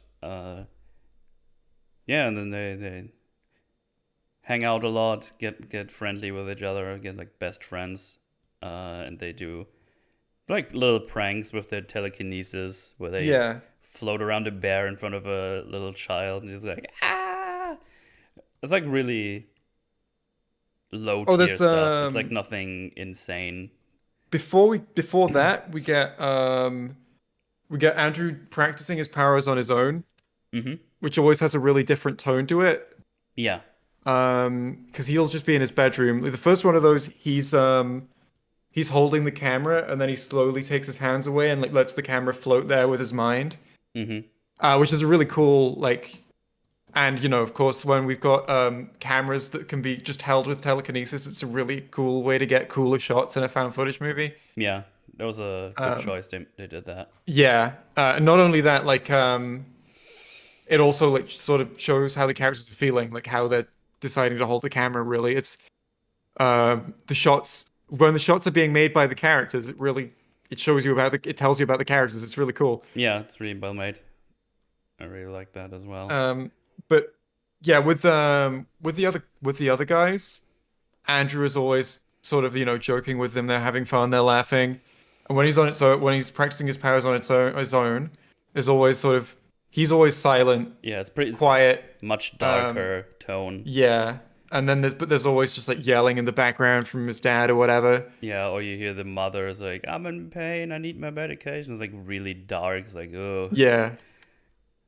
There's always just something grim going on and like you can hear in the background. And you can't even always make out what it is that's actually happening. But there's always just like noises of badness. Yeah, no, I watch it with subtitles, and then you can hear what they say. It's like, I need my medication, and at some point you hear the dad talking to the I guess to the doctor. And it's like, no, she needs something stronger. She's in pain. Help me. Yeah, yeah, I heard that. Yeah, and it's like, we can't afford 700 bucks and stuff like that. Just a little bit more uh, background story for what's happening in his home because he has like the shittiest home right now. He really doesn't want to be at home. Yeah, he's not having a good time, is Andrew. Maybe that'll be important later. Who knows? Yeah, and they do like pranks, and I think He also he has a dinner with his mum before the pranks. I can't remember what happens in that scene. uh, is that the one where they are outside and he should say, "I'm stronger than this," or is this the Yeah, yeah, that's second it. one? Okay, yeah. That's the one. And then yeah, he also has the scene where the like he's skimming rocks with Matt with his mind. Mm-hmm. Um, and he's like, Matt, do you like me? And they're joking about it. He's like, yeah. I mean, yeah, I didn't always, but like, yeah, you're cool. Yeah, and Like, you can be hostile sometimes. he takes it very personal, like very badly. It's like, Does he? okay, I think so. He gets like very defensive about it. He gets defensive, but by the end of the scene, they're laughing together. Yeah, yeah, yeah. That's true. That's true. So I think yeah, maybe he was like, dude, what the fuck? And then he basically realizes that Matt didn't mean anything bad by it, and he calms down. Mm-hmm. Um, and yeah, and it's like we're 20 minutes in, and we've got like three really well established characters. Yeah, I really like them all as characters. They're pretty well executed. We know. They get well executed. Oh, Oh no. uh, yeah, and after they do like all the pranks, I think the last prank we see for now is Steve moving a whole car yeah. across a parking lot. Yeah. So they do. What? Oh, we also have one where they turn on the leaf blower. Oh yeah, that Steve did that. Obviously, Uh, it's when they read up about telekinesis and what they potentially can still do, and then Steve's like, yeah. watch this," and he moves the leaf blower towards some girls that are hanging out on the premises and turns it on, and you can see their underwear. It's like, "Ooh, she's wearing black today." It's like, Steve, can you not, please, Yeah, Steve? Steve, stop. You're being cringe, But yeah, Steve. it's sort of the whole fact that they're doing that, and it's like, I mean, like the whole like again, it's like if imagine like yeah, I think they would all know that that shit wasn't cool if he had to go up to like if he went up to a girl with and just did that with his hands, like just lifts up her skirt, like they would know, yeah, that's bad. Don't do that. But I Mm-hmm. think the fact that they get away with it, at least for Steve, I think he doesn't realize he's doing anything wrong just because he's able to get away with it. Yeah, yeah, I would And agree with that. I don't think that he's like, I genuinely think he is oblivious to the idea that he's actually doing something wrong in that scene. I think that as far as he's concerned, that's just like harmless fun. Mm-hmm. Yeah, and then on the way home from somewhere, it's like raining like crazy, and they have some guy in a truck behind them. It's like Yeah, this is on on the way home from the pranks. from the pranks. Yeah, exactly. It's like raining, and there's someone behind him who's like honking his horn. It's like, and Steve says, "Oh, it's just some redneck asshole. Don't mind it." And then Andrew's like, "Watch this," and he just uses telekinesis to just fucking yeet him off the street into a water hole or a sea or whatever. Yeah, I And don't know. Like I like that I don't know how badly Andrew intended to fuck that guy's car up. yeah, yeah, I think he just wanted to crash him a little bit. Yeah, yeah. As in, like that sounds like an absurd thing to say, but I think you're Yeah, exactly right. It's like I think that Andrew just sort of wanted him to crash a little bit and didn't really think it through. yeah, but he used. I guess he used way too much power, and he goes through the what are these guys called? Well, as in, The like I safe think that there's rails. already too much power in the car, right? As in, like Yeah. it's a car, it's already going. You can't just yeeted off the road without consequence, which I think is what Andrew was going for, and didn't Hmm. realize that that would just fuck him up. And yeah, he crashed into like a lake. Yeah, like the car is like on his front, like going down in the water. And Steve and Matt are both like, Andrew, what the fuck? What are you doing? And Yeah, I mean, they it's can see that Matt has like is like a good person because he immediately jumps down into the water and oh, tries to that's save the Steve. guy. No, I think Steve is Wait, waiting is it outside. Steve? No, Yeah. Steve is the one who jumps in, I think. Sure? I'm pretty sure Matt is the one who jumps in. Let's have a look. Let's have a look see. Because I think Well, so the Steve thing is. is, like all three of them, I don't think any of them are malicious assholes or anything. Yeah, They yeah. all, like, I think they all would want to be good people, but they don't know. Because I think Andrew is trying Don't. to. Yeah, it's Steve who jumps in. Oh, okay. Well, I saw that wrong. But yeah. Well, Yeah, it's they. it's dark. I can only tell because he takes off he takes off his coat, and it's the red coat that Steve is wearing. Ah, But it is okay. too dark to see who's who. That's fair enough. Then I just saw it wrong. That's fine. Yeah, I mean, I think Andrew is trying to get the car out with telekinesis, and there's like, no, stop doing things right now. Like, you're just making it worse. Yeah. I think was the implication. And yeah, fortunately, they don't kill the guy. They're able to save him out of the car. Oh, dude, I think if the guy died, the movie would probably have gone really differently, and it would have been a Oh really yeah, interesting story to see. But it would have affected them really differently because I absolutely. think Andrew sees this as like a near miss rather than a fuck up. Yeah, yeah, I would agree. Um, Andrew doesn't seem to like. Andrew doesn't seem to be that. Andrew seems to be more bothered that like people are upset at him for this than the fact that he did it. Oh yeah, absolutely. Because I think immediately the next scene is Matt going, okay, we need to do rules. We're getting too powerful for this. We can't fuck with living people anymore. Like, this is way too dangerous. Yeah. And Andrew's like, why are you Um, so upset about me? Like, sorry, didn't mean to do that. Like Andrew I doesn't think really Andrew does realize that he did something wrong, but it's like he really doesn't like he like as far as he's concerned, these are his only friends, right? yeah, and he doesn't Um, understand why they are mad. They're just well, supposed to back him up. I'm not sure if it's that he doesn't understand. I mean, I don't know if it's that he doesn't understand or if it's that he just really is. I think there is an element that he doesn't understand. I think the main thing driving him is that he just really hates that they are mad at him. Like I just think that's the only thing in his mind, really, Mm, hmm. because of how much he would value their friendship at this point. Am I a robot again? Sometimes like for a couple of seconds. Yay! Uh, I don't know why internet's so bad. It shouldn't be. no. But yeah, they decide on rules, or Matt decides for them, really, because he just Yeah. Well, doesn't like. Andrew never agrees to them. No, he doesn't really agree to them. He's just like, I He does. understand, but that's all he says at some point. Yeah, he doesn't reject them. He just doesn't comment on them. Yeah, and I think the rules are basically don't fuck around with living people. Don't use it while you're angry is the biggest one, Yeah. and There was another one. You're right. I there's can't the remember it. third one because I know the don't use it when you're angry is the Oh, third don't one. tell people about it. Don't. Yeah, exactly. Yeah. Yeah, we can't use. Yeah, we have to keep it in the backyard.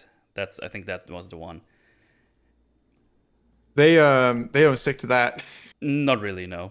But the thing is, they never explicitly tell other people that they have telekinesis, which I think is even more like of it's almost more of an abuse of power, really. Hmm. Like it makes them more powerful that other people don't know that they can do this, but they use it in front of people. But they pretend they're not using it. So like Andrew's magic show, and when Yeah. Andrew fights his dad, and he's clearly using his telekinesis to win, but he's making it look like he's just got sheer arm strength. Yeah. Yeah. It's like, if people knew he had telekinesis, then oh, like something happens from across the room. Oh, that was clearly Andrew that did that. Hmm. Whereas just using it in front of people, but not telling anyone that it's you. Obviously, no one's going to assume. Oh, my classmate must have telekinesis. So it almost yeah, telling people would be a nerf at that point. Yeah, absolutely. Right. Yeah, they do the rules, and I think the next part is when Steve figures out how to fly. Yeah. That's the next one because he We get did. We yeah. Yeah, it is. yeah yeah. We get a scene of Matt and Andrew talking in the car on the way. I can't remember what they say, but I do remember it being important. I think it was just Andrew asking, "Oh, are you still mad at me?" And Matt's like, Yeah. "I'm not mad, but we need to be more careful because we're getting too strong for this. We really need to be looking out Um, that we I don't do like fuck over other people." as well Andrew pushing the car over the edge. It is totally like he doesn't understand socially how that's different from someone from what Steve did earlier with the ladies' car. Mm-hmm. Um, he just thinks he's fucking around. Yeah. He like when he does it, he thinks that everyone's just gonna be like, "Ha, that was funny, Andrew. Well done." Um, because he's not had friends. Like he's not. He doesn't understand people. He doesn't understand. He's not. He doesn't have like any kind of essentially social maturity. Mm-hmm. He doesn't understand these things. He doesn't. Yeah. Steve figured out how to fly. He gets them to come to like an abandoned place where no one is around, and he's just floating around there. And it's like, oh shit, this is crazy. And then he Yeah, teaches them how to fly as well. And first they just kind of float about a little higher, and then we cut, and they're like flying through the skies like a goddamn airplane, like really quickly. You see, they have like protective gear, not protective gear. They have like coats on because it's obviously yeah. cold. They're flying up there for a while before Yeah, the airplane. which I liked because they don't just fly around in their normal clothes. Yeah, They put coats on because they'll say, "Man, it's freezing up here." It's like, yeah, yeah, it is. It's really freezing up there. probably the air's a little thin as well, but they're like high enough that they can still breathe. Yeah, and then they just fuck around this guy for a bit, fly around. They throw a football around. Dude, it must be so much fun. Then absolutely. Yeah, when at some point it's like, oh, can you hear that? It's like, huh, what's happening? And then there's like an airplane flying really close to them, and I think Steve almost gets killed, but Andrew saves him by using a lot of his power because when they get back to the ground, Andrew is like a bleeding nose. So Yeah. I think the plane might be the biggest plot contrivance in the film, but it's not like huge or anything. It's like it's pretty unlikely that they get that a plane flies right next to them. But yeah, yeah. and To it's be honest, also I immediately expected that to happen when they started flying in the air. It's like, oh, there's gonna be an airplane to some degree. um yeah, but it's also like I mean it's reasonable they didn't see it because they were like in clouds Yeah. and it was obscured by the clouds. It's unlikely, but like, Oh it could yeah, have it is happened. unlikely. I did expect it though that something with plane would happen. But yeah, this is basically our super duper high point for the movie because they Yeah. chill out It's like in one of their places, and Matt says, "Oh, this is the best day of my life. I can't think of any other day that's better." yeah, I really like the way that Matt says it. Yeah. Where um he just kind of he kind of rationalizes saying best day of his life. Hmm. I was like, I'm thinking about all the other days. I think I don't think any other is better than this. And then it's yeah, like so it's just and you like, think like, yeah, I yeah, agree. you you had great time with great friends and you can fly now. That's pretty cool. That Yeah. is pretty cool. I mean, I would be thrilled. Yeah, I think in the next scene we have like a character moment between Steve and Andrew alone. Uh, I think they just got some takeaway and just chilling on some kind of roof and just talking about stuff. Andrew about his Wait, is family and that? huh? I think that's a. I'm. Man, you oh shit oh I think my stream crashed. I think my everything crashed. Oh, Oh, is it back? um, yeah, it's back for me. Uh, Wait, no, it's not. good. Disconnected. Reconnection successful. Okay. Yay! YouTube is not receiving enough video to maintain smooth stream. Hang on, let me reload my thingy here. Boofer. You're supposed to have good internet, Metal. I do have good internet. Why? Prove it. Uh, is it still buffering? I don't know if YouTube is lying to me right now because it's not buffering for me. Let me do a whoop whoop whoop whoop whoop. Looks fine. I can see you waggling your hand about. That's good. Fix it, Metal. I'm doing it. Work in IT. I do, but it doesn't help if my ISP is doing a flumbus. I mean, it looks fine now, I think. Yay.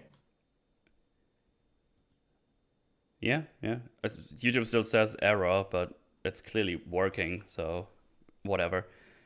YouTube says error a lot, especially when I'm streaming. No fix the censoring. I can't fix YouTube censoring. Just don't slur all the time. You dirty mouth. I'm gonna say a slur. Salty biscuit. Ooh. Oh, can't say that one. Shit, where were we? Flying. Yeah, Yeah, so after they fly and say it's the best day of their lives, they talk about going on holiday, using their flight to just like go oh, to a right. cool place. Yes, you're right. I can't remember where Steve suggests they go. Um, Uh, Steve just like I think he said like he recommends just like some kind of party destination, right? yeah, something everyone would want to go to party. Yeah. Whereas Andrew was more favoring the idea of them going like somewhere peaceful. Yeah, He wants to go to Tibet, which Tibet. um, is a cool insight into his character as well. And it seems like there's like interest in from the other two in doing that though. Mm-hmm. Yeah. But I think after this, the Steve and Andrew are talking on the roof, right? If I'm not missing anything else. I will scan through the film. I mean, I'm pretty sure that that's I can see there's one other thing, but I know why you forgot about it. It's the first of the Matt and whatever her name is subplot. Oh, Casey? Yeah. Yeah, Casey. Yeah, so Matt meets this girl who's a blogger, which is just an excuse for her to have a camera out all the time. Yeah, but it doesn't And even work in that regard when he's going to her yeah, like house. That's so this super is the weird. only character. Like, this is the weakest part of the film, I think. And it is most of the time that the camera is out. It's like, oh, it's interesting that this character chose to film this. I was like, it makes sense that they would choose to film this, or it's an insight into their mind right now that they've decided to turn the camera on. Yeah. Whereas these, it's like, why is the fuck is she filming right now? Why is she pointing her camera at the door randomly? Yeah. Because she opens the door. It's like, oh, it's you. Do you mind if I film you? It's like, why are you filming the door anyway? Yeah. It was Why do you super have weird. a camera set up at your front door? Like, so either you always have a camera set up at your front door, or you're like, oh, the doorbell, time to break out my tripod and set up my camera. I'll be there in 5 minutes. I need to set up my camera. It's for my blog. So yeah, that's thankfully you could just cut out all these scenes, I think. They don't really go anywhere. I found him really odd. I don't know why they're here, to be honest. I genuinely don't understand what creative decision led to this being included in the film. Yeah. The character of Casey doesn't really go anywhere. It doesn't that you could cut her out of the movie completely and nothing changes. Yeah. You just like you have Matt just with her, like, because she's sort of important in the final fight, but like it's not important that Matt knows who she is. Like it's just important that Matt knows someone with a car. Because I don't know if I missed it, but apparently they were a couple already, and he somehow fucked up, and then they get back together after 2 meetings or so. Um, no, I think the implication is that they were supposed to know each other in school, but Uh huh. there have been like there was a scene between them in the party. Right. That's their first scene, and Right. then Right. this is Right. their second. Yeah, he's trying to basically he likes this girl. It's a good insight into Matt's character, I guess. Mm-hmm. Um, Seeing him interact with people who aren't Steve and Andrew, where I really believe the way that he fucked up talking to this girl. Mm-hmm. Um, where he's trying to persuade her that he's like changed, and he literally says to her, "I'm cool now." It's like, oh, okay. And she's like, "That's great, Matt. Thanks for letting me know." It's really weird, yeah. But yeah, Um, don't particularly care about those scenes. yeah, Uh, I care about them for Matt, but no mm, other reason. yeah. Uh, yeah, but I think now they're on the roof, right? Yeah, now they're on the Yeah, roof. yeah, yeah. But yeah, they just talk to each other. I think Steve says, Dad is not even home anymore, or Mom is not even home anymore. One of the two. So Yeah. his parents basically are like not together anymore. Like this got worse for him. And this is also the scene where we hear Andrew talk about the Space Needle, and it's like, yeah, I was there with my dad. It was a good time, actually. That was kind of nice. Yeah, it's really interesting to see that he has nice memories of his dad. It really Mm, cements the whole kind of thing of like, yeah, stuff went to shit recently for him. It's not, this is new for him.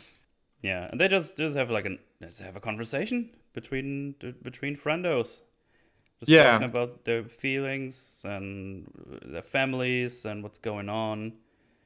Is this the Uh, scene where Steve persuades Andrew to go to the talent show as well? yes, that's the last thing they talk about.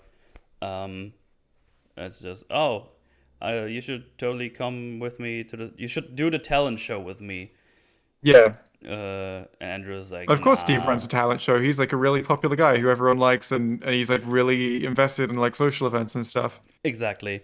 And Andrew is obviously like, nah, I'm good. Like, this is weird. Absolutely not. And so what? Um, Yeah, he doesn't like people. People are mean to him. but then Um, Steve, yes, well, he's like, and I also he's like, I don't have a talent. yeah. And then Steve just looks at the floating camera that's recording them. Is like, you got all the You got, talent you need, yeah. basically. It's a really fun way to use like look into camera as a trope. Yeah, I really liked it. It was like, no talent, and just looks at the camera. You got talent. Yeah, like you realize, yeah, a floating camera has been recording this whole scene that just Andrew has been like, and it becomes like second nature to Andrew over the course of the film. Like he's clearly not thinking about making the camera float in most of these scenes. Yeah, I I He think just always does it. Yeah, I think in this scene, Steve also asks himself, "Man, this thing with the floating camera is really cool. Since when are you doing this?" And it's like, I don't know, just for a while, I guess. Like, it's just been doing it. Uh, yeah, and if it hasn't been clear yet, Andrew is like by far the best with his powers. Like, he's like really scarily good with them. I get the sense that he practices way more than the other two. Yeah, because we The other see two, I him think, do the whole thing when he's yeah. in his room alone, where he starts floating the camera around. The thing is, like, we wouldn't know. I mean, I assume that Matt and Steve probably do some stuff with their power when they're alone. Like, if I had telekinesis, I'd probably just be always fucking with it, you know? Yeah, I can't imagine it getting boring that fast. I mean Steve But, does use it for fucking. oh yeah, Steve, yeah. He's like, I just need to be subtle. Just do like a little. Oh yeah, it's like explicitly stated later on by Steve that he uses it to help with sex with his girlfriend, Yeah. which is another great scene. Just like the way they bond over it. Mm-hmm. They're all just laughing, having a good time. They're friends. Yeah, they're friends. I totally believe they're friends. They're real people that happen to I get love superpowers. characters. Yeah, it's fantastic. Um, But yeah, Steve just talks him into doing the talent show and even lends him one of his suits. which Yeah, is really nice. And then he's like talking to, he shows it off to his mum. yeah, Andrews turns over and is like, "Oh, it's nice you spend so much time with your friends." And I was like, "Yeah, yeah, it is." And everything is happy and dandy. Yeah, and you totally you believe it from his mom as well. It's like I imagine, like it's been made pretty clear that Andrew has never got along with like other kids Mm, growing up. And I think from his mom's perspective, this is the first time that Andrew has like had proper friends, and it's like, I mean, I believe that. yeah, And he's like really coming out of his shell, and like it must be really nice for his mom to see. But it must like be keeping her going while she's having a really tough time with her own health. mm, I was like, my son is making loads of friends. He's been doing really bad socially most of his life. He's been struggling, but now he's got like these like three friends or two friends. He's one of the three, who seem to really care about each other. mm-hmm. And they're good kids as well. And they're like the well they give off a good impression, and and like what they're like they're popular kids as well. Yeah, it's really nice. They're really great characters. It's always good if you stop watching a movie and you think about the characters like, oh, I can actually tell you about something about every three of them right off the Yeah. bat. I don't have to think, oh, what did he do? So Which is yeah, like it's like, if you can think about new situations that you could put them in, and you probably have a good idea of what they might do. exactly, yeah. Which is And very nice dude, to see. there are like three of them, and we have like what, an hour and a half with them. Yeah, they do a really good job. They use their time very good, very Yeah. well. Use time very good. Before Andrew goes to the talent show, his dad, I was like, I didn't remember what happened in the scene, but I'm like, we're currently being shown Andrew walking across the room for no apparent reason. Something is about to happen, clearly. Yeah, and then his dad, how you? Who's picking you up? How you getting to school? It's like, Yeah. what do you mean? And it's interesting because that suspicion never actually goes anywhere. It sort of just sows the seeds of like their relationship more so than the idea that his dad know. I guess it sort of explains later why he was out looking for Andrew when his mum was sick. Mm-hmm.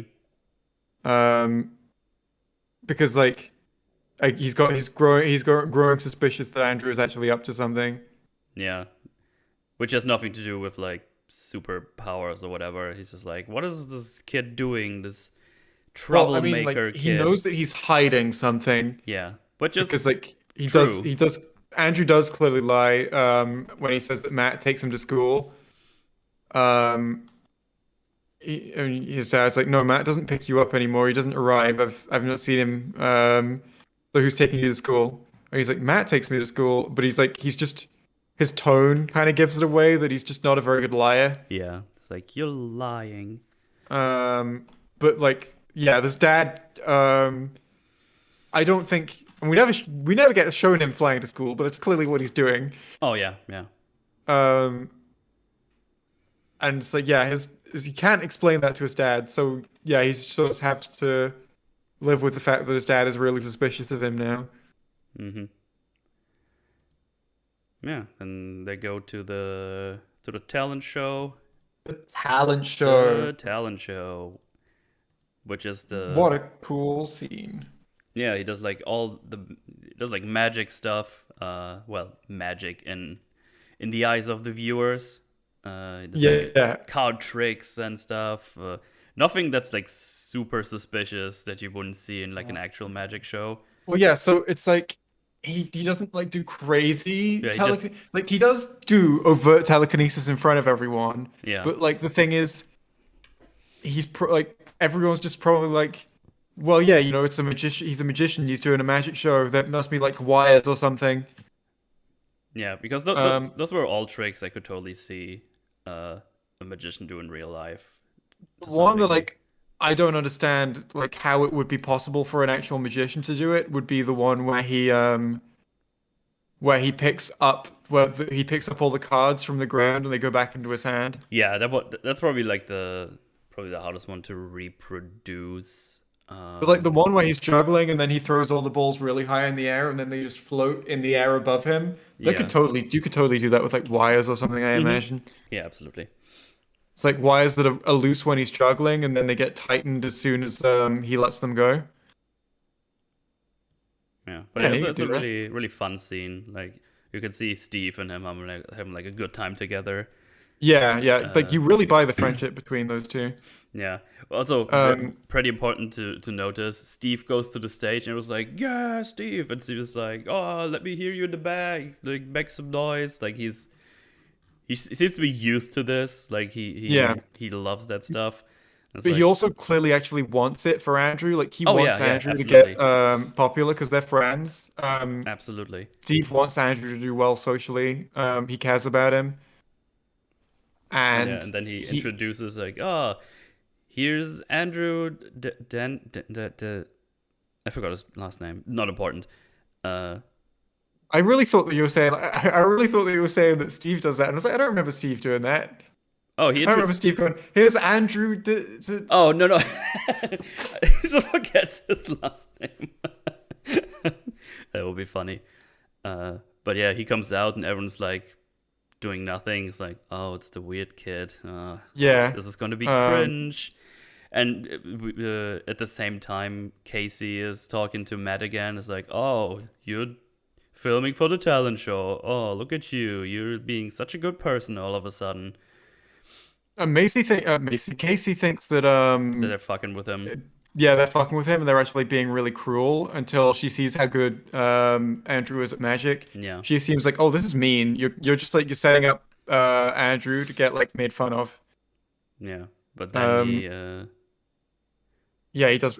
I mean, like he does such a good magic show that people want to fuck him. hmm That's he's literally the it's like story. He's immediately the most popular kid in school. well, it's like I was like I buy it as well. Like he's it's essentially getting like, "Whoa, Andrew, that was fucking awesome for everyone." And Yeah. it's like, I buy that. I buy that kids are like would come up to him and be like, "Yeah, dude, that was cool. I've never really spoken to you, but holy shit, how did you do that?" Mm-hmm. Um, But yeah, and yeah, but it's like one girl starts flirting with him at the party afterwards, and well, that goes away. yeah, because Yeah, we're right now we're at the super high point. It's like, yeah, everyone is really cool. People like me now. And then they go up to a bedroom. It's like, oh, he's gonna score, hell yeah. But then he pukes all over the girl and she leaves and yeah, calls him a disgusting weirdo. Which is sad, but was also a funny way to to yeah. I mean, say it. so Because I that's the was thing you like, didn't. whoa, disgusting weirdo, what did he do? Like, it was Yeah, yeah. and just see she has puke in her hair. It's like, oh no, the poor guy. Poor both of them.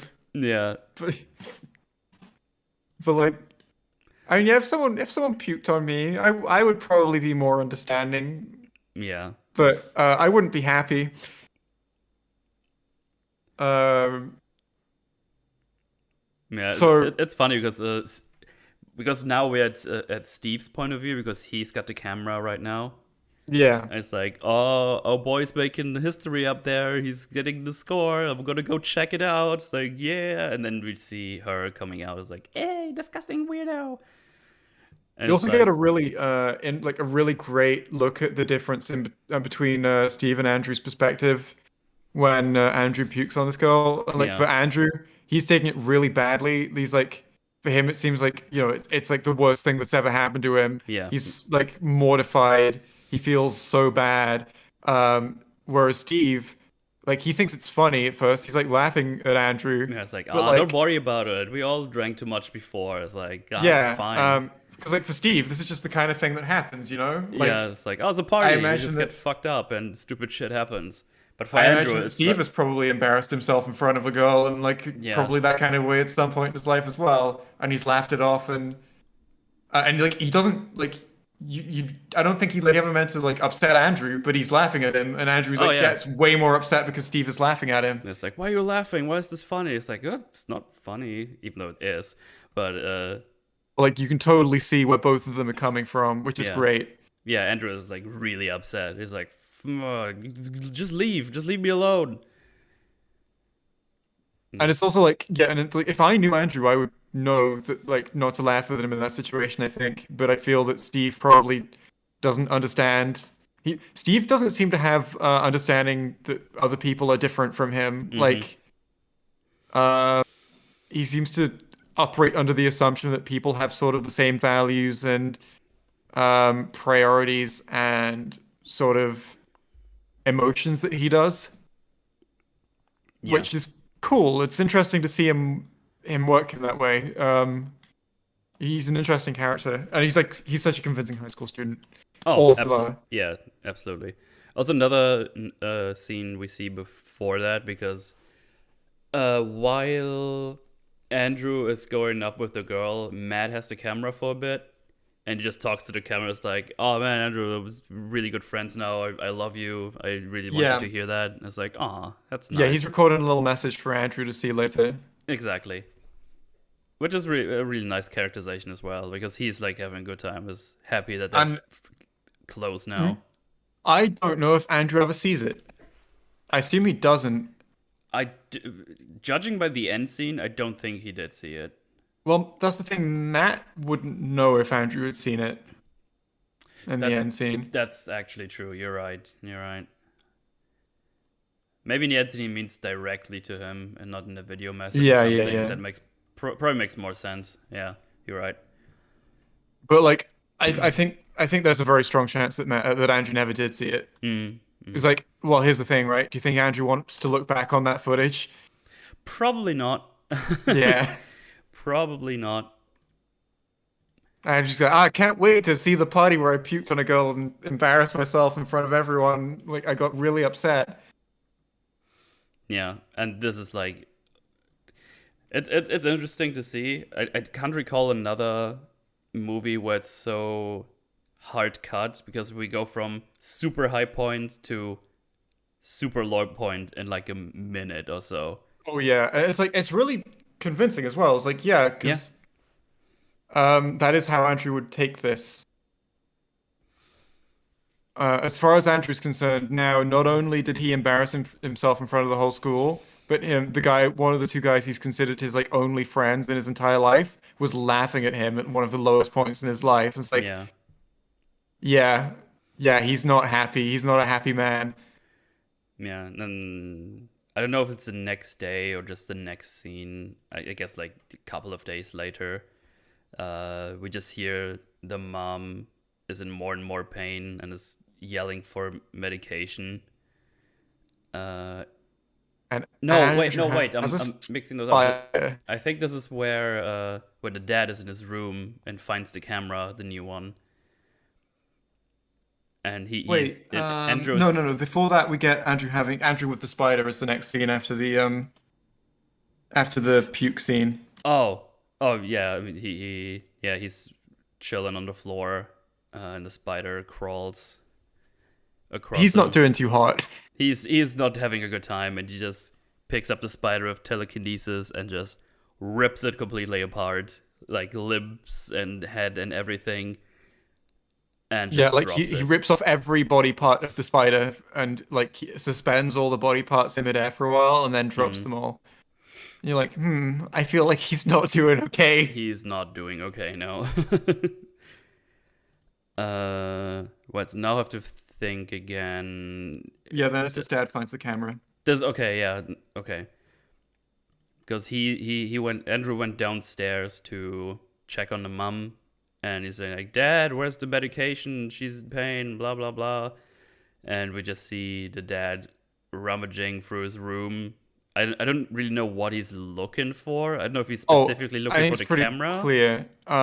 or just I for think he is money looking for anything to sell. or anything to sell. Yeah, that makes sense. Oh Um, wait, now what? that you say that, now that I think about that, doesn't Andrew's room get more empty the more we see Does it? it? That's interesting. I hadn't really noticed that. I could, I might be Let's see. mixing those Let's. up because I I've think in got. that scene it's kind of empty. Or it could have just been the camera angle. I would need to check No, back on that. he doesn't have much stuff. I think he still has his computer at this point in the film. Okay, I just remember this in the scene. It's just pretty empty. I was just wondering I think if it that might be the might camera be a angle. I'm thing. not sure. I would need to check back on that. That would be a cool thing. It could lead little detail. I'm not sure if it's actually true, but I just remember this scene being pretty empty. No, wait, but later when he puts on the fire suit, the firefighter suit, I think there's a bunch of stuff on the floor again. Well, that's his dad's room, isn't it? I thought it was I just think. his bedroom. Because like that's because he had to go to the Hmm. he had to go to his dad's room to get the suit. I I assume. thought he got it into his room. I didn't look that closely, to be honest. So you could be right. But that would be interesting to He check did back bring on, it to be into his honest. room. No, it's in his room. It's in his room. Oh, okay. But yeah, it was just a random thought I just had. Um, Random thought. Random thought. Right. But yeah, Dummy thick. the dad finds the camera and he basically tells. I think they go into the basement. I think it was the basement. That scene. I thought it's like a basement or a garage or Basement or something. the garage. Yeah, exactly. And yeah, I don't know. I His want. dad is super big mad. He's what? Oh, big mad. He's super big mad.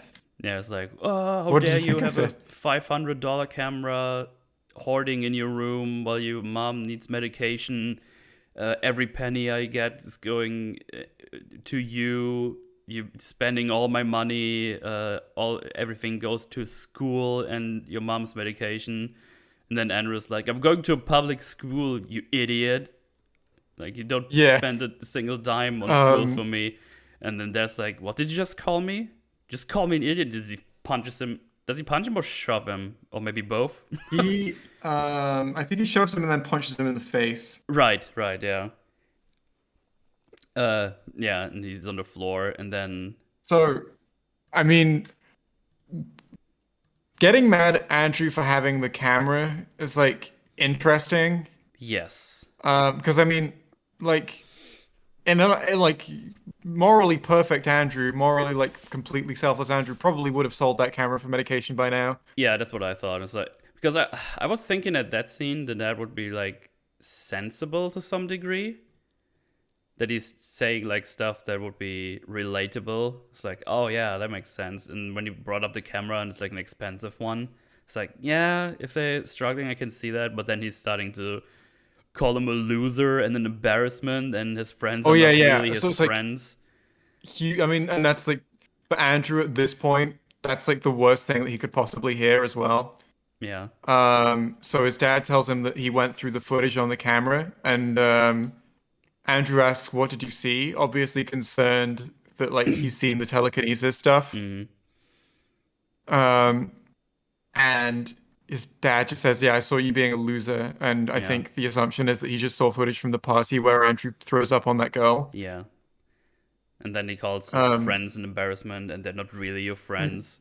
yeah. Uh, Which I mean, I can see how his dad arrived at that conclusion while watching the clip of like Steve laugh at Andrew. mm-hmm. But like they definitely are friends. But like I think from Steve's perspective, he now believes that yeah, these people aren't his friends. They were just laughing at him this whole time. Yeah. Did Jay just say Andrew is moral? He seems like a sociopath with no empathy for anyone outside I his didn't bubble. say No, Andrew was no. moral. He I said, said if Andrew was moral. yeah, if he was Like, perfectly moral. Yeah, exactly. yeah, if he was like a perfect saint, I imagine that he would probably have sold the camera by now. Exactly. Um, I don't know if I was in that. I think I would probably sell my camera if I was in that situation as well. But like, I've never been in that kind of situation, so I honestly don't know. I Mm-hmm. like to think I would, but I don't know how I would behave. Yeah, same. I think I should, and I believe that it is the right thing to do, and I hope that I would. Mm-hmm. But yeah, it's a situation too far from my frame of reference to really know what I would do. Yeah, and this is Maybe I'd be a cunt. yeah, this is like one of the first straws that breaks Andrew's back, basically, because he just basically picks up his dad Well, and just yeah. throws him at the So, wall, and he yells, "I could crush you," you know? It's like really angry. It's like, ooh, and um, it's like there's two sides to this of like man, like this dude has been punching Andrew in the face for like the whole film, and he's his Mm-hmm. dad, and you're sort of like, yeah, I feel like this has kind of been coming. Yeah, absolutely. But then, Andrew, he's like, he's not in a healthy place to be doing this, though, is he? Mm-mm. You're not seeing a happy kid. Um, Yeah, he's like because really like, yeah, pissed Andrew off. does have like happy memories with his dad as well. Um, I feel like if it was just set up that Andrew's dad had always been a piece of shit, that this would be um easier to just see as like, yeah, this is a total win. Go Andrew. And it's Mm-hmm. like I still think it is a win to like fight against your dad for the first time. Yeah, Because like, yeah, what Andrew was doing was self-defense. This absolutely. is a win. Like, I expect him to just fucking nuke him right there, just explode him into 1,000 pieces. yeah. But he, surprisingly to me, he stopped after he threw him into the corner. I think it's important for Andrew that he just established his power. Yes. Um, I don't know that Andrew cares about I don't know that Andrew wants to kill his dad. I think that Andrew is just wants to be like, yeah, you need to you have no power over me. Mm-hmm. Fuck you. I could crush you, I think is a very apt way to sum up what Andrew wants to get across in that scene, which is what he says. Yeah. And if I didn't skip anything, this we see that this triggers a nosebleed for all three of them. Yeah, it does. Which is Uh, interesting. It's not something that had been established before, but I yeah, guess this is, them establishing it now. yeah, because apparently if one of them gets super angry and uses the powers, the other ones are affected as well. Yeah. So Matt, and Steve both get a nosebleed as well. And And apparently no, sorry, apparently Steve could hear Andrew's voice in his head yes, while this was happening. yeah, because Andrew is flying, just floating around in the sky, being fucked off. Yeah, Andrew, what he's done is he's just gone to chill out in the sky. Yeah, it's like, what are you doing here? It's like, leave me alone. It's like, how did you find Yeah. me? It's like, got a nosebleed, and then I heard your voice, and then I came here. Yeah, so Steve goes to try to comfort Andrew in the sky. Yeah, but Andrew is Um, pretty far gone in his mind. Like yeah, and like everything Steve his doesn't dad said. understand Andrew. Yeah, it's like, why you being? I'm your best friend. Like, why are you being Um, so such a shitbag to yeah. me? So it's basically like Steve really likes Andrew, but I don't think he Mm, understands him that well. We we get him trying to comfort Andrew, but he really doesn't know the words to say. He doesn't even know what's wrong with Andrew, really. He doesn't know what's upsetting him. yes. And Andrew like genuinely no longer believes that Steve is his friend. Yeah. Apparently, Just it's from from his dad fucking with him. It's like, you're not a friend, and well, him like Steve laughing at him I after imagine the it would be the immediate assumption that he made. Like, it's like, why are you laughing at me? You're supposed to be my friend. What the fuck? I don't think my friend would laugh at me. yeah. And then his dad telling him, yeah, these people aren't your friends, I think just cements the idea that, yeah, Hmm. um, because, yeah, Andrew isn't used to having friends. Exactly. Yeah, Andrew is basically begging him at some point. It's like, just leave me alone, please. And in the background, you see like storm clouds form. Uh, And yeah, and Steve just doesn't understand. Steve is just sort of like, what are you talking about? Of course I'm your friend. yeah, But like not in a reassuring way. And he doesn't seem to comprehend that Andrew could not understand that he considers him a friend. yeah. And then Andrew tells him to please get away from him. And then all we see is some thunder. We hear thunder, see some lightning, and then the feed cuts out. Cut And to a funeral. yeah, and the next scene we see is at a funeral, which is Steve's funeral. It's like, oh shit. Andrew just yeeted Steve from existence. It's ambiguous as to whether or not he did it on purpose. Yeah, I think it's implied he didn't. At least Andrew thinks he didn't do it on purpose. He lost because he lost control. Well, I don't know. I don't know if he. I don't know if he even thinks he did it on purpose. he tells Matt that he didn't know like why it happened, but like of course he would say that to Matt. Well, Oh no, he also says it privately, right? yeah, at Steve's grave after that No, yeah, scene. sorry. He says to Matt that he doesn't know what happened, Yeah, I don't know what and happened. privately at Steve's grave, he's like, I don't know what happened. I lost control, Yeah. but I don't know if that's what he's telling himself or if it's true. Yeah, that's I guess that's for us to decide. Uh Yeah. I would say, but yeah, Andrew is even filming during the funeral, which is obviously kind of awkward, and Matt is looking at him as well. It's like, what are you doing? He even tells him Yeah. to turn off the camera. I want to talk to you. Like, talk to me. Why aren't you returning my calls? And Andrew's like, I'm busy. And Matt is like, no, you're not. Stop bullshitting me. Like, tell me what happened. Andrew Uh, also interestingly doesn't wear black to the funeral. He wears like a gray coat and stuff, which I think I don't know that could be that he just can't afford to go and buy something black for a funeral. He mm, wasn't planning on going to a funeral, but it could also be like a comment on his mental state, I suppose. No, yeah, I think he probably want to wear black if he could. yeah. But yeah, no, this is like there's a very real void forming between Matt and Andrew now because Matt doesn't even know. All Matt knows is that Andrew and Steve that Steve died in a situation where it looks like Andrew seems to have done it, Yeah, because and Andrew won't tell him anything. yeah, Matt says how comes that he got struck by lightning during a day that there were no cataloged lightning storms, and he was found on a random field. Like, why would he be there when there was be if there would have been a an actual lightning storm? Yeah. Which is interesting to know because apparently Andrew caused the lightning because there was Yeah. no natural lightning. He did lightning somehow. It's like, oh shit, that's another power he can do apparently. Ooh. Which is just it seems to be very clearly tied to his emotional state that like Mm-hmm. lightning happened because of his anger, and it's unclear whether he controlled it. He wanted it to happen. I really like that. I really like that you don't know if he wanted it to happen Yeah. at the moment. In the moment. Uh, do we get like another Casey and Matt scene in between, or are we just The Casey going and Matt scene is before Steve dies. Is that right? Yeah. Matt? Is that Casey's like they talk a bit at the party, and Matt ends up going home with Casey. Right. Yeah. Yeah. You're right. You're right. It's one of those scenes. The characters are in it, and they are fine. It's just yeah, I don't know why it's here. Yeah. Are you guys going to the sequel, The Chronicles of Riddick?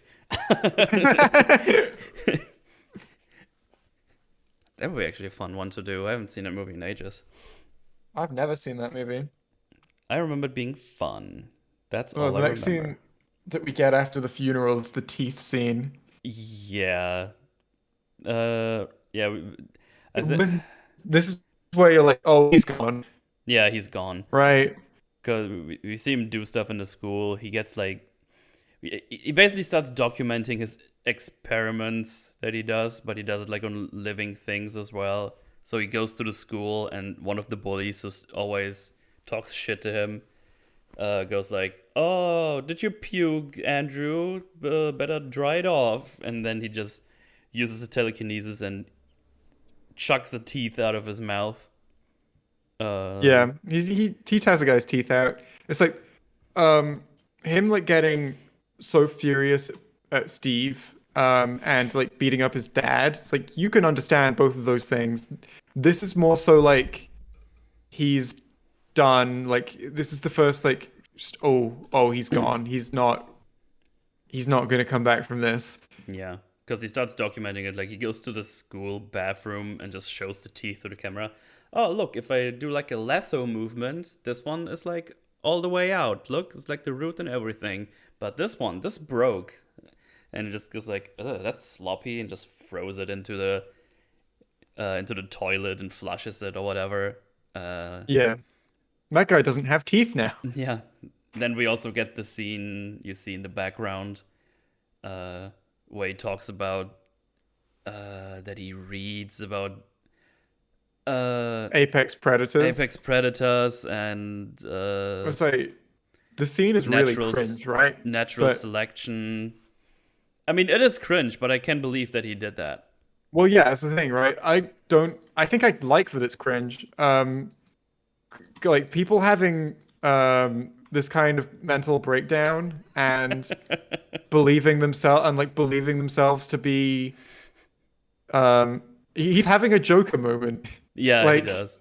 Also, um James just said chucks his teeth out. Oh, English is a second language is hilarious to hear. Shut up, James. so like oh fuck, that's thrown me off. Yeah, he had a Joker moment where he talks about Apex Oh yeah. Predator, So it's like and I think there's something there. I think that is something. people in real life who are like having this kind of mental breakdown where they like reject everyone else Hmm. and um sort of form like a hubris, I guess. Like they want to detach themselves while thinking that they're above everybody. It's like, yeah, they're cringe. Having this kind of mental breakdown when people try to look cool, which he clearly thinks he looks cool when he's talking about how he's an apex predator and people should be scared of him. He clearly thinks he's cool. Yeah, I mean, he looks straight in Um, the camera and crushes the car for yeah, himself that's the almost. one on screen. Yeah, finally did it. He's like, look at how cool and powerful I am. I can crush this car with my Yeah, mind. But like, he clearly wants you to think that he's like cool and powerful. So it's just kind of cringe watching this guy go, "Look at me, I'm really cool, yeah. and I'm more important than everyone, and I'm the Joker." I am the Joker. Hunka hunka. That's what the dialogue should have been. Yeah. Uh, Andrew looks into camera, hunka hunka. hunka hunka. uh, but yeah. And then I think Matt comes flying through the window into his room and asks him, "What was that in school? Are you doing things with beings anymore? Like, you can't do that. We're too powerful for that." Yeah, so basically Matt's going, yeah, Andrew, what the fuck? Yeah. And Andrew's like, "You can't tell me anything. I'm much more powerful than you. You can do shit." And they have like a little scuffle, and Matt tries to punch him, and Andrew just stops his fist with his mind because he can do that now. Like, It's real cool. yeah. Uh, And then Matt just turns around and straight yeah, up leaves. just leaves He doesn't like, say yeah. anything to Andrew. He's just like, no, goodbye. He realizes I'm there's going to nothing he could go. say to get that turned around. Well, it's like, what are Matt's options now, right? It's like fight Andrew or leave, basically. Pretty much. And he's very well aware he can't beat him in a fight right now. Yeah. And also, I don't know that he wants to beat him in a fight. True, yeah. I don't think that Matt is like, well, time to kill Andrew. I don't think that would be his goal. Because like, what's the fight gonna do? Is like either kill him or seriously injure him. Which I don't see how that would help anything from Matt's perspective right now. Mm-hmm. Right. I think next he goes to not to the doctor, to the medical store, I guess. Pharmacy? That's the word I was looking for. Yeah, that's the one. Goes to the pharmacy, is like, yeah, I'm here to get my mom's prescription thingy. It's like, oh Yeah, yeah, and we've he says that to Matt while he's there. It's like, go away. I need to pick up my mom's medication. I'm busy. yeah, exactly. And that what he does next, or tries to, and the doctor, the pharmacy. I legit don't know, dude. Are those doctors in pharmacies, or are those just I random don't people? know. Because they He was what? wearing a white coat. Yeah, they tend to do it in pharmacies. I don't know how well they trained they are in medical stuff.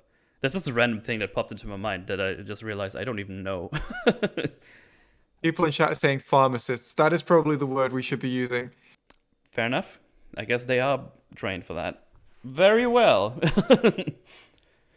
I was legit wondering in general, not for the word itself. But I wouldn't have known that as well. So there you go. You never So stop learning. Din, din, din, din. Andrew's mum's medication cost $700. Yeah. And it's like, we don't have that. And the pharmacist just goes like, well, I told you, Dad, if you don't pay up front, we can't order it. I was like, prick. I think he like legit says prick Yeah, and that's leaves. like a line. Yeah, yeah, Andrew's like, yeah, fuck you. And he goes. Um, so I think it's really important that they establish that the medication is not at the pharmacy, Yes. and that they need the money to order the medication. Because what's Andrew gonna do if if he's like, yeah, medication's here, I'm not selling it to you though. Yeah. We're just gonna get What's it. Andrew gonna do then? Yeah. Just gonna get it. Would have probably been better for everyone if they would have had it, then he could have just grabbed it in the long run. But I mean, like, yeah. now, Well, I was like, it's like, what? It's like, if the medication was just there on a shelf behind the doctor, he's just like, oh no, the medication, it's floating. What the hell? Oh no, it's at whoa, the ceiling. You can't reach it. Oh, it's floating out of the store. Oh no. what is Oh happening? well, Oh my god. I guess it's gone now. It's like, well, try and arrest me, fucker. What are you gonna prove? Yeah. So he goes back home, waits for his dad to leave, and he gets his dad's old firefighter suit, puts it on, and goes to some street bullies, street thugs that have been bullying him. It's like, go give me all your money or else. And they're like, the fuck? Andrew, is that you? You sound like this weirdo Andrew. You have his broke ass backpack on as well. And you just see in camera he holds like his hand out like a gun. Yeah, he just finger guns at them. Yeah, and they're just like, what is that? They start walking to him and he just legit blasts him with a finger bullet. Well, it's really interesting that Andrew does that, right? Yeah. Because it's like there's no way that they comprehend that as a threat. No, of course not. They're like, but he clearly wants to threaten them. Like he's in a position now mentally where he doesn't seem to be able to comprehend that. Like he doesn't seem to care about actually giving them a threat that they will understand, Mm-hmm. so that they can peacefully give him their money. He's like, "Give me your money, or I'll fuck you up." And they're like, "No, you won't. No, you won't. You're Andrew. You've not." And then he's like, he points a finger gun at them. It's like, "Okay, I'm not gonna give you my money." Yeah. And then he fires the finger gun, which basically means he uses telekinesis on the guy he's pointing it at. Yeah, and then he throws around the other ones. And Very violently. very violently, like he crashes them into the floor. He jumps Like, over one of them as well, lands in front of him, and he breaks the floor with it as well. yeah, I think honestly, I felt like that was too much. Like, just It was weird that he broke the floor when he landed.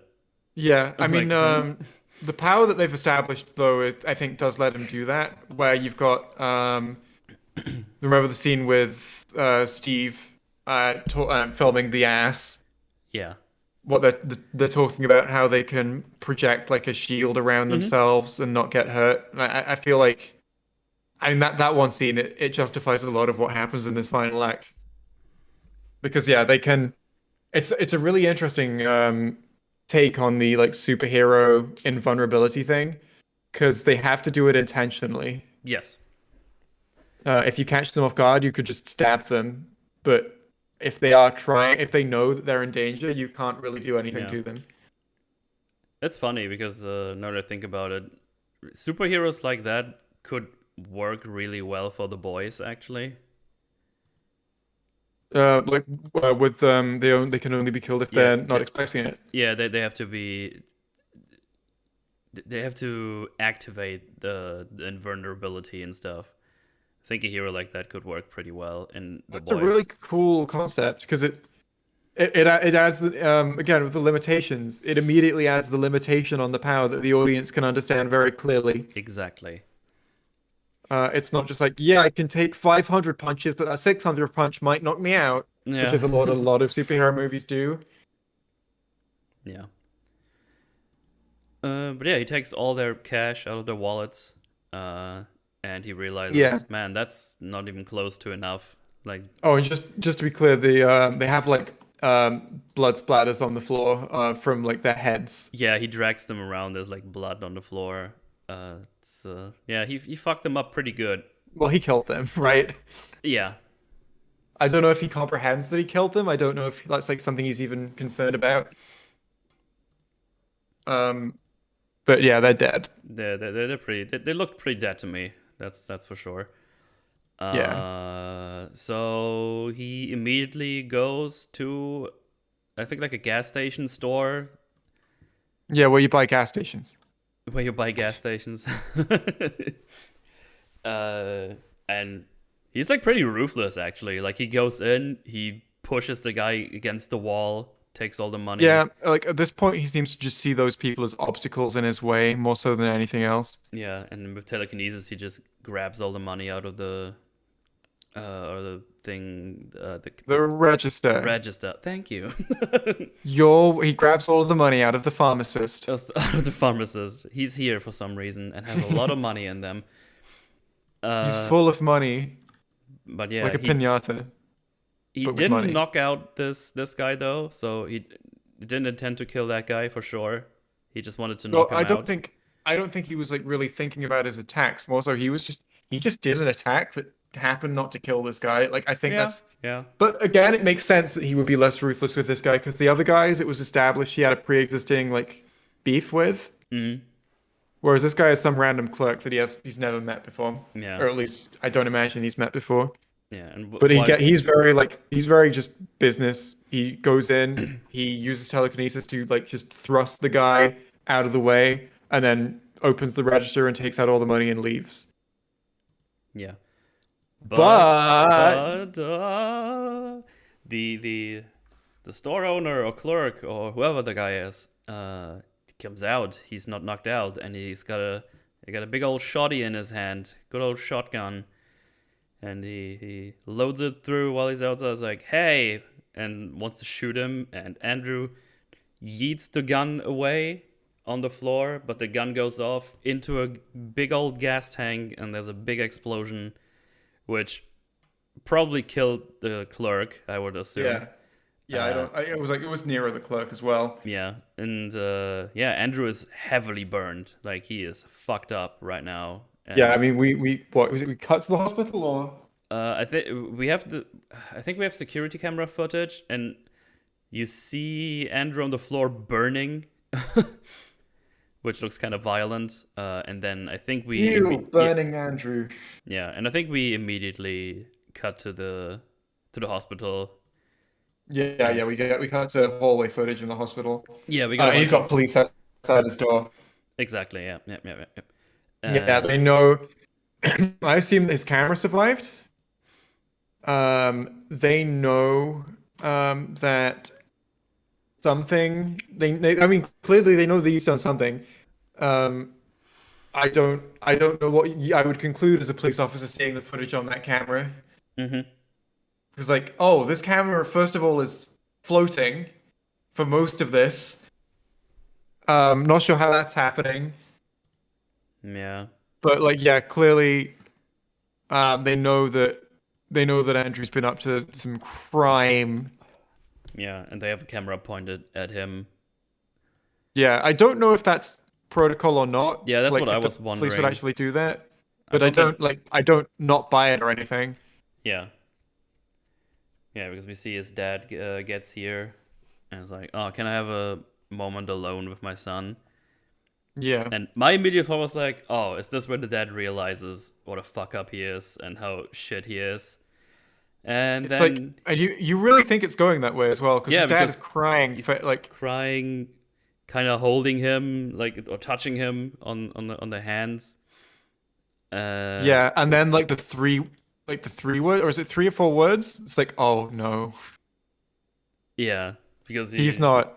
oh, whoops. He's not at the place we think he is. Yeah, because while Andrew was out trying to steal all that money, his mom was like in super pain, but the dad was looking for Andrew because he still thinks or thought he was up to some shenanigans, Well, whatever that that's a funny is. thing, right? I was watching what I was thinking. It was like, why did Andrew's dad go out looking for Andrew this one time and none of the other times? Mm-hmm. Well, Andrew took the fire suit. Right. I think that's probably it. That makes sense. Yeah. And while he was gone and coming back, the mum died in her bed, and Yeah. that really upset the dad because It's like you think like watching those like 20 seconds of dad cry, you're like, oh, he's realized how much he's fucked up. Andrew is like severely burned, mm, and he's crying about how hurt Andrew is. And then he says, "Your mother died last night," yeah, and well, completely recontextualizes the scene. yeah, she died while I was looking for you. The one time she really needed me, I had to look for you and your shenanigans. Uh, He doesn't say shenanigans. I know I'm I'm paraphrasing. just imagining if he did. um, I'm sick of your shenanigans, Andrew. that would have destroyed the scene. I don't know. Shenanigans would be Yeah. weird. I was like, yeah, because you're a fuck up, and it's your fault that she died, and I wasn't there. I think it's unambiguous. Sorry, it's ambiguous as to whether he's saying it's your fault that she died or it's your fault that I wasn't there.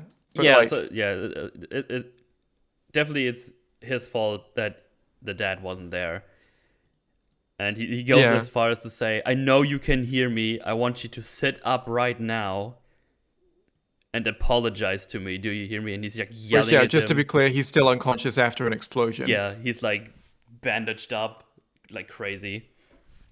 Uh, I don't think his dad is a very reasonable man. you know what? I agree. I think Hot takes on pretty, Metal's Forge. he's pretty warmed up, if you will. Yeah, he's been very wumped. Yeah, and then you see another camera footage from the corner of the room, and you see like the dad like leaning into his face, like "you piece of shit," blah, blah, blah. And we see And the all the other, time, so the other camera is moving yeah, slowly. it's moving towards Andrew and the dad, and then And out it, of like the, it takes a while for you to notice, but when you realize it's happening, you're like, oh, it's like, oh, something is gonna happen, and then the dad is about to hit Andrew in the face while he's unconscious, and he just grabs his hand. You see the other footage again, and you just see an explosion, yeah. and not like it, Andrew but blows up the room. yeah, he just blows up the room with his mind. But it's like, oh shit, now shit is starting to hit off because he is angry, Andrew. angry. But yeah, at this point he like completely loses control. See news footage from the explosions. Like we don't really know what's happened, but there has been an explosion in blah blah blah hospital. That's a weird one for me. Is they were at a kid's birthday party, and apparently they turned on the news to watch about an explosion that's happened downtown. I What guess was the that's kids? believable. I didn't even realize what kind. I thought it was just people being together. I don't know. Yeah, it was a kid's birthday party. I don't know why it was a kid's birthday party, to be honest, but it Yeah, was. I think they just needed a setting where they hanging out and see the news for some reason. Yeah. Uh, but yeah, Matt, we just it's Matt and Casey. They're like proper together now. They're hanging out with the family, I'm assuming. Yeah. And Matt starts bleeding like crazy. He's like, "Oh shit, something's up. Andrew is in trouble. I need to get into the city now." And Casey And comes they take a along car, which because I think we. is interesting. Hmm? They take a car, which I think is interesting, rather than that just getting Yes. up and flying there. Yeah, they drive over there. I guess we did that because we needed Casey to hold the camera for us. I don't know. I actually don't know why we do that. Because there's other cameras there. That's the thing. At this point, Andrew is like, he's loving it. He's like getting all of the cameras he can. Mm-hmm. Um, I need more cameras. More cameras. Like there's plenty of other ways to get footage in this scene, but I guess it is because Casey needs to film. Um, but I don't know. Like they could totally have done it so that Matt just leaves the party. And then Casey, and you see him leaving from Casey's perspective, and then you see him Mm-hmm. arriving at where Andrew is, because there's cameras at both the ends. Honestly, you don't need to see the journey. Yeah, it's true. I'm actually not It's sure like, about the hmm? time that passes here, because Yeah, it's a when bit they weird. arrive, he only gets out of the explosion with the dad in his hand. Like I don't know how, because it felt like they were at least Yeah. a bit away. So they so they see the explosion. I mean, let's say they're like 20 minutes drive away. Like, you know, Mm-hmm. let's just call it 5 minutes drive away. Let's be nice. Um, but they're in like a suburb, and Andrew is in a hospital in the middle of the city. Yeah, and they I also don't know, like, get stopped. They have hmm? to take detours because Oh, there's that's traffic true. It's jams and pro stuff. I can't see a world in which it was less than 20 minutes. Yeah, so there's some time. I don't know. It's kind of weird because Um, you just are they just yeah, chilling in the smoke for now? yeah. So, not really sure what's up with that. I guess Andrew just like I guess just canon-wise, Andrew must have just stayed with his dad in that room for a while. Maybe they were both knocked unconscious by the explosion, and Andrew like only regains consciousness after Matt arrives or something. You know, that's probably the best you can do. Yeah, that's the best we could do. It's a bit flumpy, Yeah. but it's you Um. know it's not the worst thing. It's like it's fine. Yeah. It's a good movie. Right. Yeah, they get to do the whole drive there. That's kind of we just see them drive there. There's nothing else happening. Um.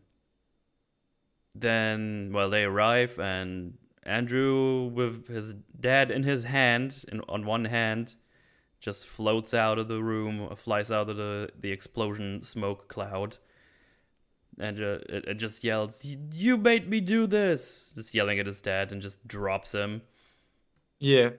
And Matt just immediately flies up himself and just grabs the dad, so he does get deaded. Yeah, which really upsets Andrew. Yeah, it's like, why did you catch him? What the fuck?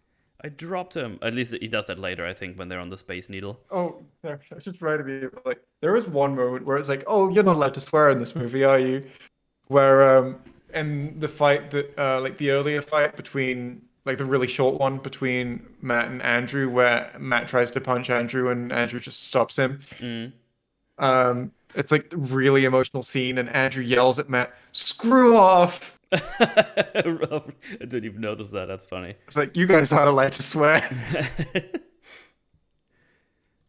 uh, but yeah, basically, this is like the final boss fight scene. Like we get like an all-out superhuman fight. Yeah, it's the end superhero battle. Matt versus Andrew. Yeah. Well, Andrew is just like absolutely wrecking the city. Like he's throwing cars around and everything. Like Yeah, he's going around with reckless abandon. He's just like, fuck all of you. I'm just gonna destroy everything. And it's important to note that Matt this whole time is like, you need to stop, just stay down. We can just fly away and everything is gonna be alright. He really doesn't want to fight his friend because he yeah. still likes him. He knows he's not a bad person. I know he's been through a lot of shit. No, I mean that's the last thing that Matt says about Andrew in the end of the film is you weren't a Exactly. bad person. Yeah. So yeah, they have like a whole fight. It's a bit chaotic to watch because obviously we have to go through different cameras. They got Yeah, they got creative with it. We have some security footage from like a bank, I think, and then we have camera footage from a random family where they fly we were into like their filming out the home. window. Yeah, So we some of just it is just sort of I don't know who's filming this. yeah, it's just we just need someone to film it in a But semi I believable get that way, like I guess. Andrew is sort of like I do believe that he is like pulling. He's still like making cameras float. He's pulling cameras around because he wants people to see him. Like that's the Mm, thing. He likes the idea. He seems to like the idea that people see how powerful he is. yes. Um, and he like so he gets cameras and he like when he like sees someone filming him with a phone, he like telekinesis the phone and like hovers it around him so that they get a better shot, I guess. Yeah. And like this, yeah, when Matt and Andrew are talking by the spire, Andrew is like levitating like 5 cameras around him. Yeah. I think it might even be more because I think he gets like all the cameras and mobile It's quite a phones few. I was just, you know what, from yeah, I was probably guessing under. Yeah, it looked like a bunch, like 20, 25 even. Like it just gets all everything that has a camera and just floats it around him, almost like a protective shield, Camera a shield. camera shield. Yeah. But yeah, they wreck a bunch of stuff. A bunch of times they just hit the floor, and police arrives and it's like stay on the ground. And Matt is trying to talk to him. It's like just don't do it. Just stay down. We can still fix this. We can just fly away. And then yeah, Andrew gets up and like yeets all the police away. All the police away. A Uh, lot of police and like well, just civilians as well must have died during Andrew's rampage. yeah, he's just on a he's there's like no turning back for him. And the last time, Yeah, Andrew seems to, I don't even know if Andrew would believe that there is. He just wants, sorry, I don't know if Matt would even believe that there's any turning back. He just mm, wants Andrew to stop. yeah, I don't know if he believes that there's any turning back now. yeah, and then they rampage a bit. Or Andrew rampages a bit more, and Matt is trying to stop him, well, as best as he can, because he's clearly lower powered. Yeah. Um, Um, then they the thing is, arrive at Andrew is like really gone. He's not thinking. He's just like, he's just doing whatever his anger tells him to. hmm He's just sort of shouting and crushing stuff, which is how Matt is able to stop him in terms of like, I mean, the first time he just pushes him back into a lamppost, and like Andrew wasn't thinking about that, so he like Matt uses telekinesis to push Andrew while he's mm, flying into a lamppost. Andrew wasn't looking, so he's not defending himself against the lamppost, and he falls out of the air injured. But yep, he's still okay, and he goes on a bit more of a rampage. exactly. And then they end up at a plaza with a statue. The statue is going to be important here in a second. They're Statue with a big pointy with thing. a big pointy thing. I think it's I like wonder if a. that statue is real. That's interesting. Could probably check that. I can believe it's real. I don't know. But yeah, it's like a statue that has like a spear in his hand. Uh, they both like crash hard on the floor. Andrew needs some time to get up, and he's like, "Oh, I'm angry," and he starts yelling, and every window in the near vicinity is starting to break. It almost looks like he's charging up like a super explosion or something. Yeah. I'm not sure what his end goal is, but he's just yelling He's and just breaking yelling. shit. He's just an unhappy man. He's really unhappy, and Matt is like stop it! I don't want to do anything. Just stop now. I don't make me do this. Like he's really hesitating to stop him, Yeah. and in the end, Matt used his telekinesis and grabs the pointy spear from the statue and just throws it right through him and impales him on the floor. And And yeah, Andrew dies. Andrew is super dead. And then interestingly, Matt like pretends to comply with the police for a second and then just flies away. Yeah, I think. He doesn't have any of it. I don't even know if they ever identified him, to be honest. Yeah, I don't know. Because we immediately get like the end scene. Yeah, he just Yeah, flies the away. next scene is Andrew. It's like it's no, not Andrew. Matt is clearly some time has passed and he's into bed, Yeah, and he delivers like a message to Andrew to camera like that obviously he's not going to see, but like it's important to Matt. yeah, he says like, I never was able to tell you I love you. I know you're not a bad person. Uh, but hey, look, you made it. And he turns the camera and you see they're like in Tibet. I was like, Yeah. I decided to. He basically decides just to help people with all this stuff, and that's the I end. always thought that he was there to find out what happened to them, to Yeah, find out what the thing was. Does he says that, right? yeah. That's something he's there for? He wants to figure out what happened to them in that hole, no matter how long it Yeah. takes. And then he just leaves the camera there, which I assume means that this is Andrew's old camera that he Yeah. used most of the time, and he just leaves it there, pointed at the I just not palaces, Temples? I don't temples. know. Are they temples? I don't know. They're Yeah, cool buildings. yeah, cool Tibet buildings. There you go. And we hear him fly off, and Starting his superhero career, I would guess, because he wants to help people. Like And I don't always trust his judgment. Matt is an interesting one, yeah, but like he clearly is motivated to do the right thing. yeah, absolutely. I really like this film. Yeah, I really liked it too. I had a really good time watching it. Yeah, I mean, I was sort of worried going into this that like I don't know how it's gonna go, but it's one of those films that like yeah, thinking through it and talking about everything that happens really has improved my opinion of it. I Mm. already really liked it. Yeah, absolutely. Uh, and I legit think this could work as a really cool superhero origin story. Oh, yeah, I mean, hang on. I think they're making Chronicle too. Yeah, but it has nothing to do with this one. Oh, really? I saw it on Wikipedia, and in 2021 they said they're making a female focused Chronicle 2. So I don't know how that's going. They've been trying to do one for years apparently, but Yeah, yeah, yeah. the original writer was like, I don't want to do one. That's not what was never my intention. And if someone makes one, it's probably going to be shit. That's what he said. But yeah, I don't Which know. was that? Was that Josh Trank or Max Landis? Because I would need to Max check Landis. the wiki Oof. again. It's on the English Wikipedia page. Chronicle wiki. Let's see, because the quote was just there. Let's see. Sequel. Following its successful release, steps toward production of a sequel were taken.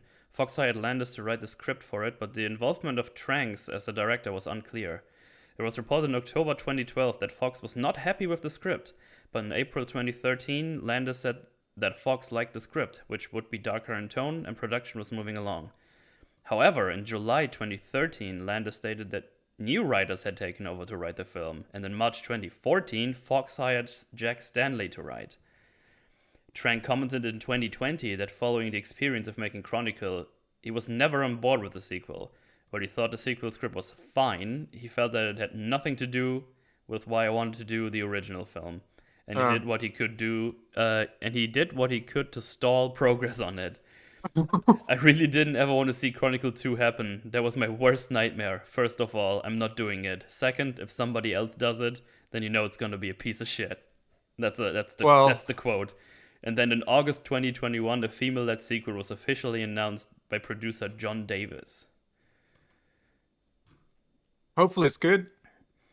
I Yeah. don't know. Uh, I imagine it'll be.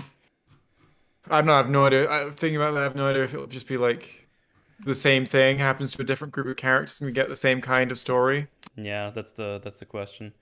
Or if we get or if Matt will be in some way involved. I don't imagine we're seeing Steve or Andrew. I hate then when I read the phrase female-led something something. I already get Because you concerned hate women. because I hate women. So, well, it's like the whole Hollywood thing of like, hey, we're gonna do it again, but with women. I mean, yeah, you can do that, but can you also make it good? Is that a thing, or is that not Like, allowed? yeah, why is female led the first thing in the headline, bro? Why? But That's yeah, not the most important thing to me in this movie. yeah, just make good character work. Make it a good one. Make it a good one.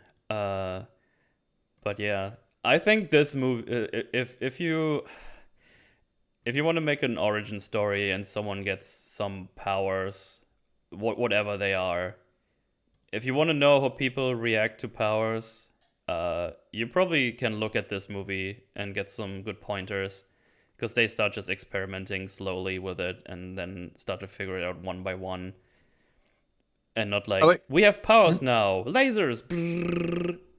I mean, yeah, it's like it's polar opposite to like Captain Marvel and stuff like that. Yeah, exactly. It's like I can do all things now, and if I need another one, I can do that too.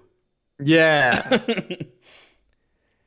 uh, And like that, the whole like they're out of their depth. Like that's the whole thing the movie is sort of about. Is that yeah, these kids have suddenly got loads of power that they are not responsible enough or experienced enough to use. Exactly. And that's why I like it so much when Matt goes like, "Okay, we need rules because we're getting too strong, and if we're not careful, we're gonna fuck shit up bad." Yeah. Which is what happens with Andrew. Yeah, and like Matt is like none of them. I mean, Matt's last line was like saying, "You're not a bad person, Andrew." Is like an really interesting one because like Mm-hmm. you know what? I think Andrew might have been a bad person. Not at the beginning, but by the end when he's going through and it's like. But at the end point where you've got to a place where he's just going through and killing like loads of random people, it's like I don't know if that's not a bad person, what is? Yeah, it's hmm. Um, but like Matt understands him and understands how he got to that point, so he still doesn't believe that Andrew is a bad person. Which I don't know, almost makes you question like the concept of a bad person, right? I don't think, there's like, Mm. Because but I guess no, when you're not involved with a person and all you see about the person is like this person killed 7 people randomly, yeah. and then you start hearing their backstory and they went through shit and got abused and whatnot, and it's like, oh, I mean, I still think that's a bad person, but I can see what happened at least Well, in yeah, I, context. I, like I can see what happened with Andrew. It was like it doesn't justify his actions, but it does make him more sympathetic than someone who has a different motivation. Yeah, Because like you totally could just have someone who has a much less like human, understandable by other humans motivation for this kind of thing, I guess. mm. Um, like if he was a character who just enjoyed like hurting other people and thought he could get away with it, he would be much less. I don't think anyone would be able to even consider him a good person, or not a bad person. Um, like he doesn't seem malicious. He seems upset and angry and lashing out. Yeah, and he gets to a certain tipping point before he goes completely out of control. Yeah.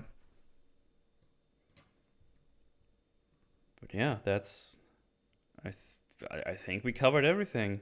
I Yeah. don't think I've got anything else that I can think of right now. It's a really nice movie. I like it a lot. Go watch it for sure. Yeah. It's Now that we've told you everything that happens, go and watch the go film. watch it.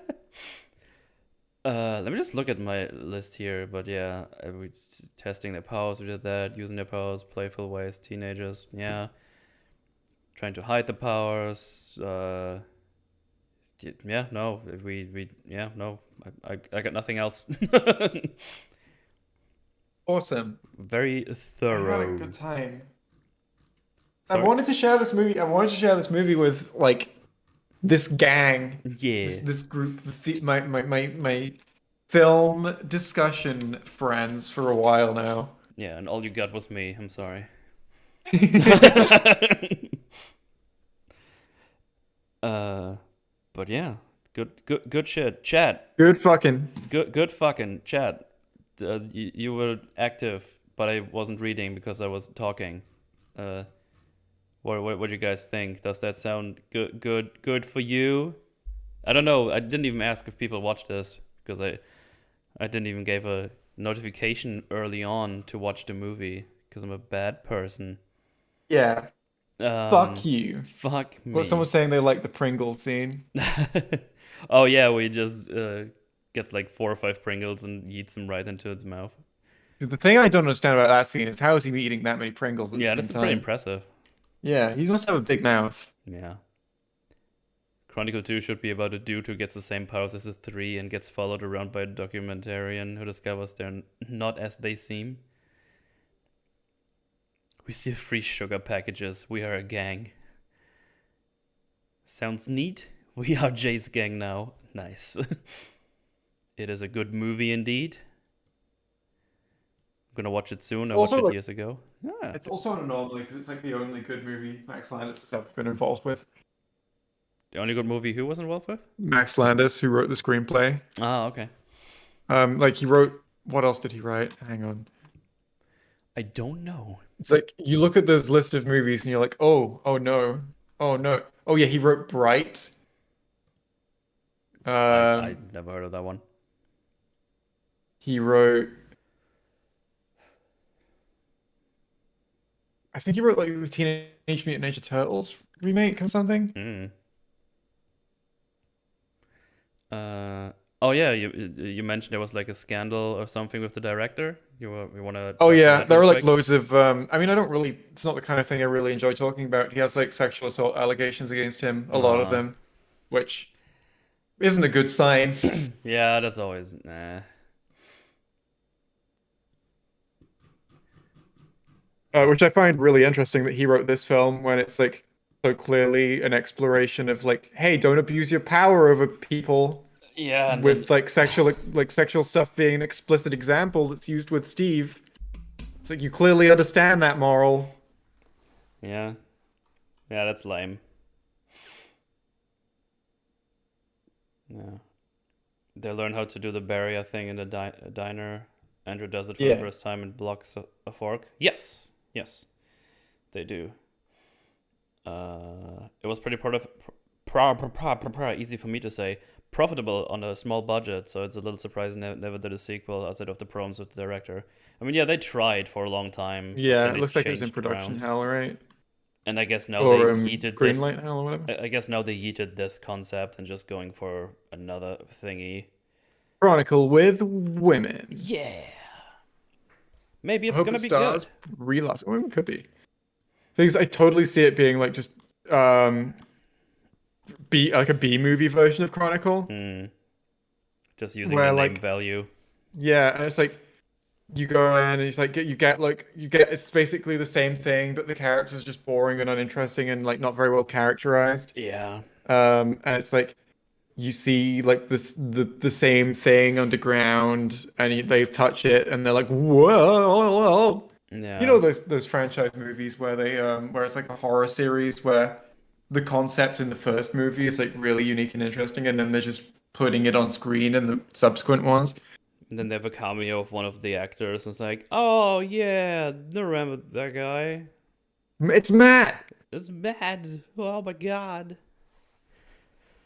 Yeah, I was really hoping that like Chronicle 2 would just be like following Matt's exploits after yeah, I would be the really first one. interested in that. Would be Maybe cool. he's a really interesting character. And not because he's like particularly unusual or anything. Like I just believe him as a person and he's really well formed in like an hour and a half. Yeah, I just believe him as a character. I can see him walking down the street and just being a guy. Yeah, and I understand him. Yeah, He's great. absolutely. Who was your favorite of the people of the film? Hmm. I didn't think about that. Uh, Well, they're all cool, right? they're all They've all cool, got their and appeal. I mean, Matt is nice, but I think he got like the least of the characterizations. I feel like And it's there's a lot. There's a lot there for all of them, but like clearly Andrew gets the most, right? yeah, that's what just tears. I'm not saying there's like nothing for Matt, obviously.